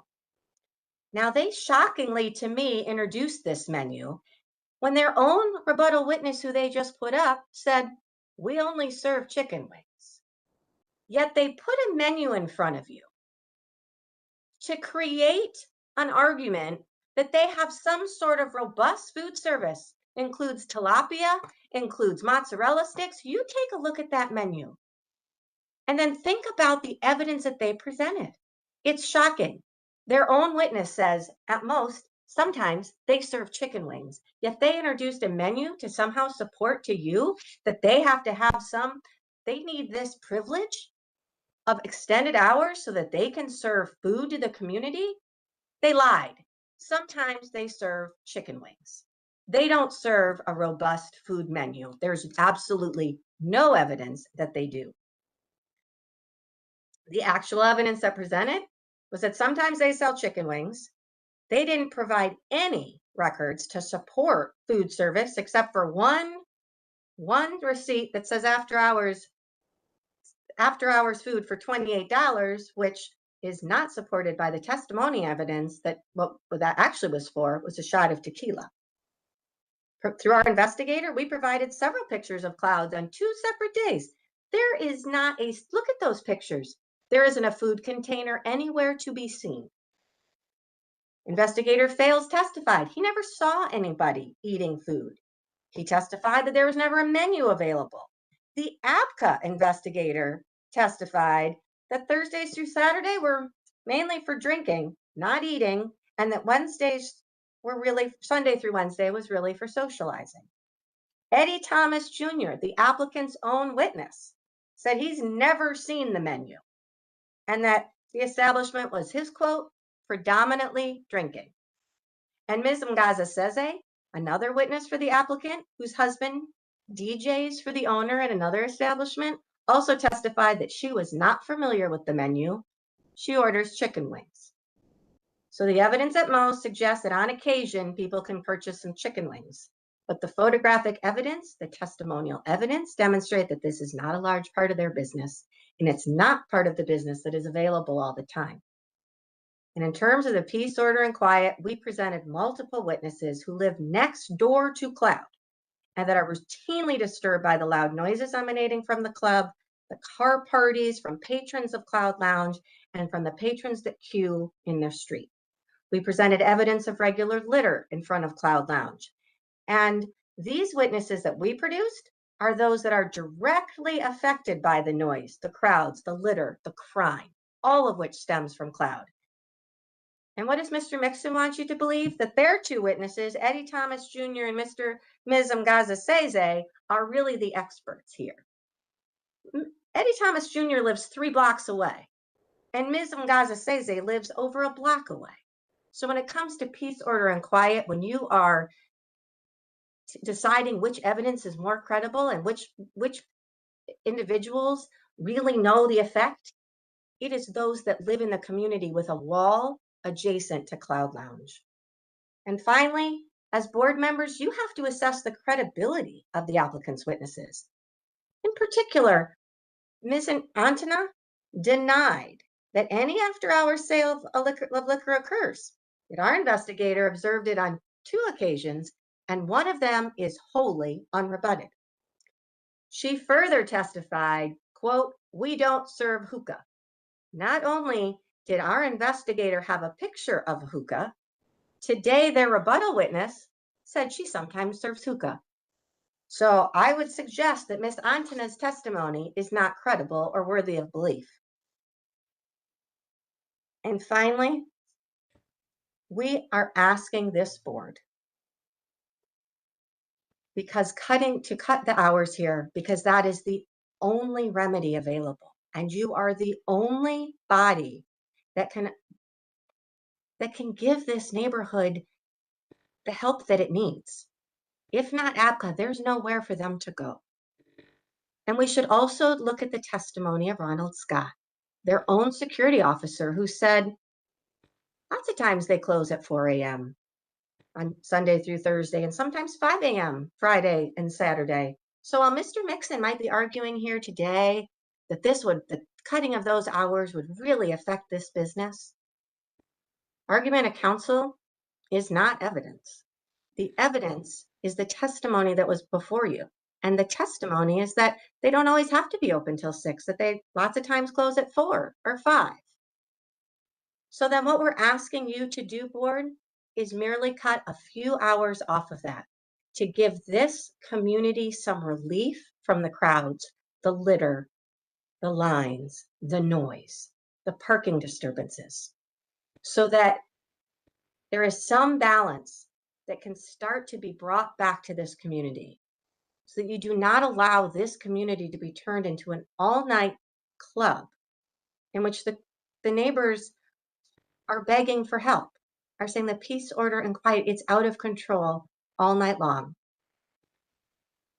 So I respectfully say that the only action that this board can take, and the only action supported by the evidence that we have presented over these 2 long days, is limiting clouds hours to 2 a.m. Sunday through Thursday and 3 a.m. Friday and Saturday.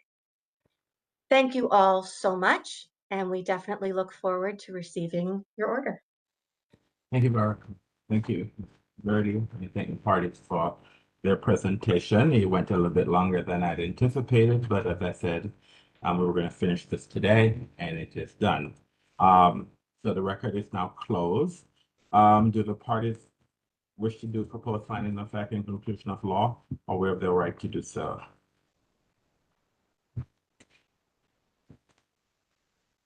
Applicant's willing to waive. Protestants will waive. Thank you. Thank you. All right, so we'll issue a decision within 90 days. As chairperson of the Alcoholic Beverage and Cannabis Board for the District of Columbia, in accordance with DC Official Code Section 2-575 of the Open Meetings Act, I move that the ABC Board hold a closed meeting for the purpose of seeking advice from our counsel on case number 25 PRO 00127, Cloud One Restaurant and Lounge, pursuant to DC Official Code Section 2-575B4A of the Open Meetings Act, and deliberating upon case number 25 PRO 00127 Cloud One Restaurant and Lounge for the reasons cited in DC Official Code Section 2-575B13 of the Open Meetings Act. Is there a second? Mr. Meadows, I second. Mr. Meadows has seconded the motion. I will now take a roll call vote on the motion before us now that it has been properly seconded. Mr. Meadows. Mr. Meadows, I agree. Mr. Jones. Mr. Jones, I agree. Mr. Anderson, I agree. As the motion has passed, I hereby give notice that the ABC Board will recess this proceedings to hold a closed meeting pursuant to Section 2-575 of the Open Meetings Act. Thank you again for your presentation today. Sorry I got emotional, but I just had to put certain things on the record because for me, this is larger than me. I need to defend the agency and our abilities to do the work that the taxpayers pay for us to do. All right, so if I did something that I felt that I had to do that. But anyway, thank you very much for being here today, and we will issue a decision in 90 days. Thank you. All right. Thank you, Mr. Chairman. You're welcome. All right, so the board members, let me close the record officially for the day. All right. As chairperson of the Alcoholic Beverage and Cannabis Board for the District of Columbia, in accordance with Title III, Chapter 405, Office of Open Government, I move that ABC Board hold a closed meeting on June 24th for the purpose of discussing Let me make sure I'm giving you that date. June 24th, that's a Wednesday. All right, hold on. Right, June 24th. For the purpose of discussing and hearing reports concerning ongoing or planned investigations of alleged criminal or civil misconduct or violations of law or regulations, and seeking legal advice from our legal counsel on the board's investigative agenda, legal agenda, and licensing agenda for June 24th, as published in the DC Register on June 18th. Is there a second? Mr. Jones, I second the motion. Mr. Jones has seconded the motion. I'll take a roll call vote on the motion before us now that it's been seconded. Mr. Meadows. Mr. Meadows, I agree. Mr. Jones. Mr. Jones, I agree. Mr. Anderson, I agree. As the motion has passed, I hereby give notice that ABC Board will hold this closed meeting pursuant to the Open Meetings Act. Notice will also be posted on ABC Board Hearing Room Bulletin Board, placed on electronic calendar and ABCA's website, and published in DC Register in as timely a manner as practical. We're adjourned for the day. Thank you, board members, for your time and attention today. I now ask all board members to return to executive session for further action. Thank you. Good afternoon.